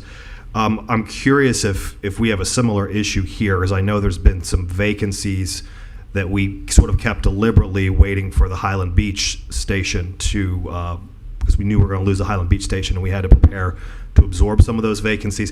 Is it a similar issue? Yes, sir. We've been running about 21 to 24 personnel short. The Highland Beach contract paid for 22 firefighters. And so we knew that this was coming, and so we began actually 3 years ago when we were notified to begin through attrition to make sure that we didn't have extra employees that would in turn be laid off come May 1st of 2024 when the contract ended. So in order to staff our apparatus, we've been using overtime to supplement the 21 vacancies that we've had since the beginning of this fiscal year. And so that's where the overtime has gone. Those 22 positions, the salary should still be there if it was funded properly, that would offset the cost of the overtime. And so there wasn't any money in the salaries budget to transfer over to the overtime budget? Well, the salary money is still available there. Okay. So it could be transferred over to compensate for the overtime. Currently, we're 116% spent on our overtime. So we're $281,000 currently overspent in our overtime. But again, the funds should be in the salaries that was unspent because of the vacant positions. Got it. So this isn't going to be an ongoing condition now that we don't have Highland Beach anymore. No, sir. Actually, we did a look back 20 days prior to May 1st, and then since May 1st up until today or yesterday. Prior to May 1st, we had 3,800 hours of overtime that was utilized during that period of time, and for the past 20 days, we've had 1,400 hours. So it's a great reduction in overtime. Okay. And again, it's because we were using, we had vacant positions that needed to be filled during that time between the beginning of the fiscal year and May 1st. Got it. Okay. No, thank you. I appreciate that. Since this issue's come up a couple times, I wanted to make sure we had some more context around it. I brought the issue up, actually, but since you're sitting there, so you indicated that you were using the overtime, and that, but do you know where you were at with the regular salary at the 50% mark of the fiscal year? So currently, when I looked today, I believe we were at the 60% mark. Great. So if you're at the 60% mark on your regular salary, then there's no salary savings. So that's given that we were funded properly. I can tell you that when we sat, You're saying that you weren't properly funded? I'm not certain that we were. Okay, interesting. We brought that to the attention of the finance Right, but- department at the beginning of the fiscal year, and And no disrespect, though, you hit the 50% mark, you 50% used on your regular salary, and you're like at 80% or whatever the number was of your overtime. And part of the problem, and Mr. Moore, I'm directing this at you, if you don't mind, you all held these positions vacant for 2.5 years, perhaps almost close to 3 years. You held these positions and allowed the taxpayers to well overpay for overtime. Is that an unfair assertion? I would not describe it as either fair or unfair. The I unique would- situation in comparison to all other experiences That's what I'm I've saying. had. Inaccurate is what I'm saying. Inaccurate. You held the positions open. You left them open, which made the overtime go up considerably. There's a correlation between vacancies and That's right. overtime. That's correct. Thank you. And that's exactly why I've been questioning this, Yes, ma'am. because you chose for over 2 years to leave positions vacant, which caused an extra expense to the taxpayers. And quite frankly, ladies and gentlemen, now that we are no longer Thank you, working, Mr. Long. if I may, ma'am. Sure. If now that we're no longer involved with the town of Highland Beach, it'll be very clear. We will fill the positions based on the needs of the city of Delray Beach. That's it, reducing the dependency on overtime. It was a rather unique situation making that transition in that regard, and I'm speaking objectively based on other experiences I've had elsewhere. This is very uncommon, quite frankly. The service is being provided to a neighboring town to that effect, and therefore, I look forward to this no longer being an issue for the reasons I've stated. I look forward to it no longer being an issue as well. Yes, Thank you. ma'am. So we're all in that place, and the Thank you, budget Mr. process Green. will reflect Chief that Green, clearly. I appreciate your time. Thanks, Chief. Excuse me, were you finished? Real quick, I actually had typed up a whole TPA update that I won't bore everyone with because I actually forgot to bring it. So I'll go over it next time. All good. Good. Commissioner Burns. Well, Mr. Long, Stole your thunder. he took my thunder with with the American Legion. It's okay. My concern is that we take care of it and that we settle it and get it off the books. So the only other thing that I have is Ms. Oldham is still here. She mentioned that the CDC was the recipient of the Heroes Impact Award, and I just want to congratulate her and her organization, and also Pulte Homes. The Palm Beach County Housing Leadership Council recognized them, and they have this award, and this is the We Are Home project, which is, by the way, it's an initiative born out of the SET transformation plan, whereby the neighboring legacy homes are rebuilt, and we had the first 3 in this community, and Miss Ernestine is gone. She has one of those homes.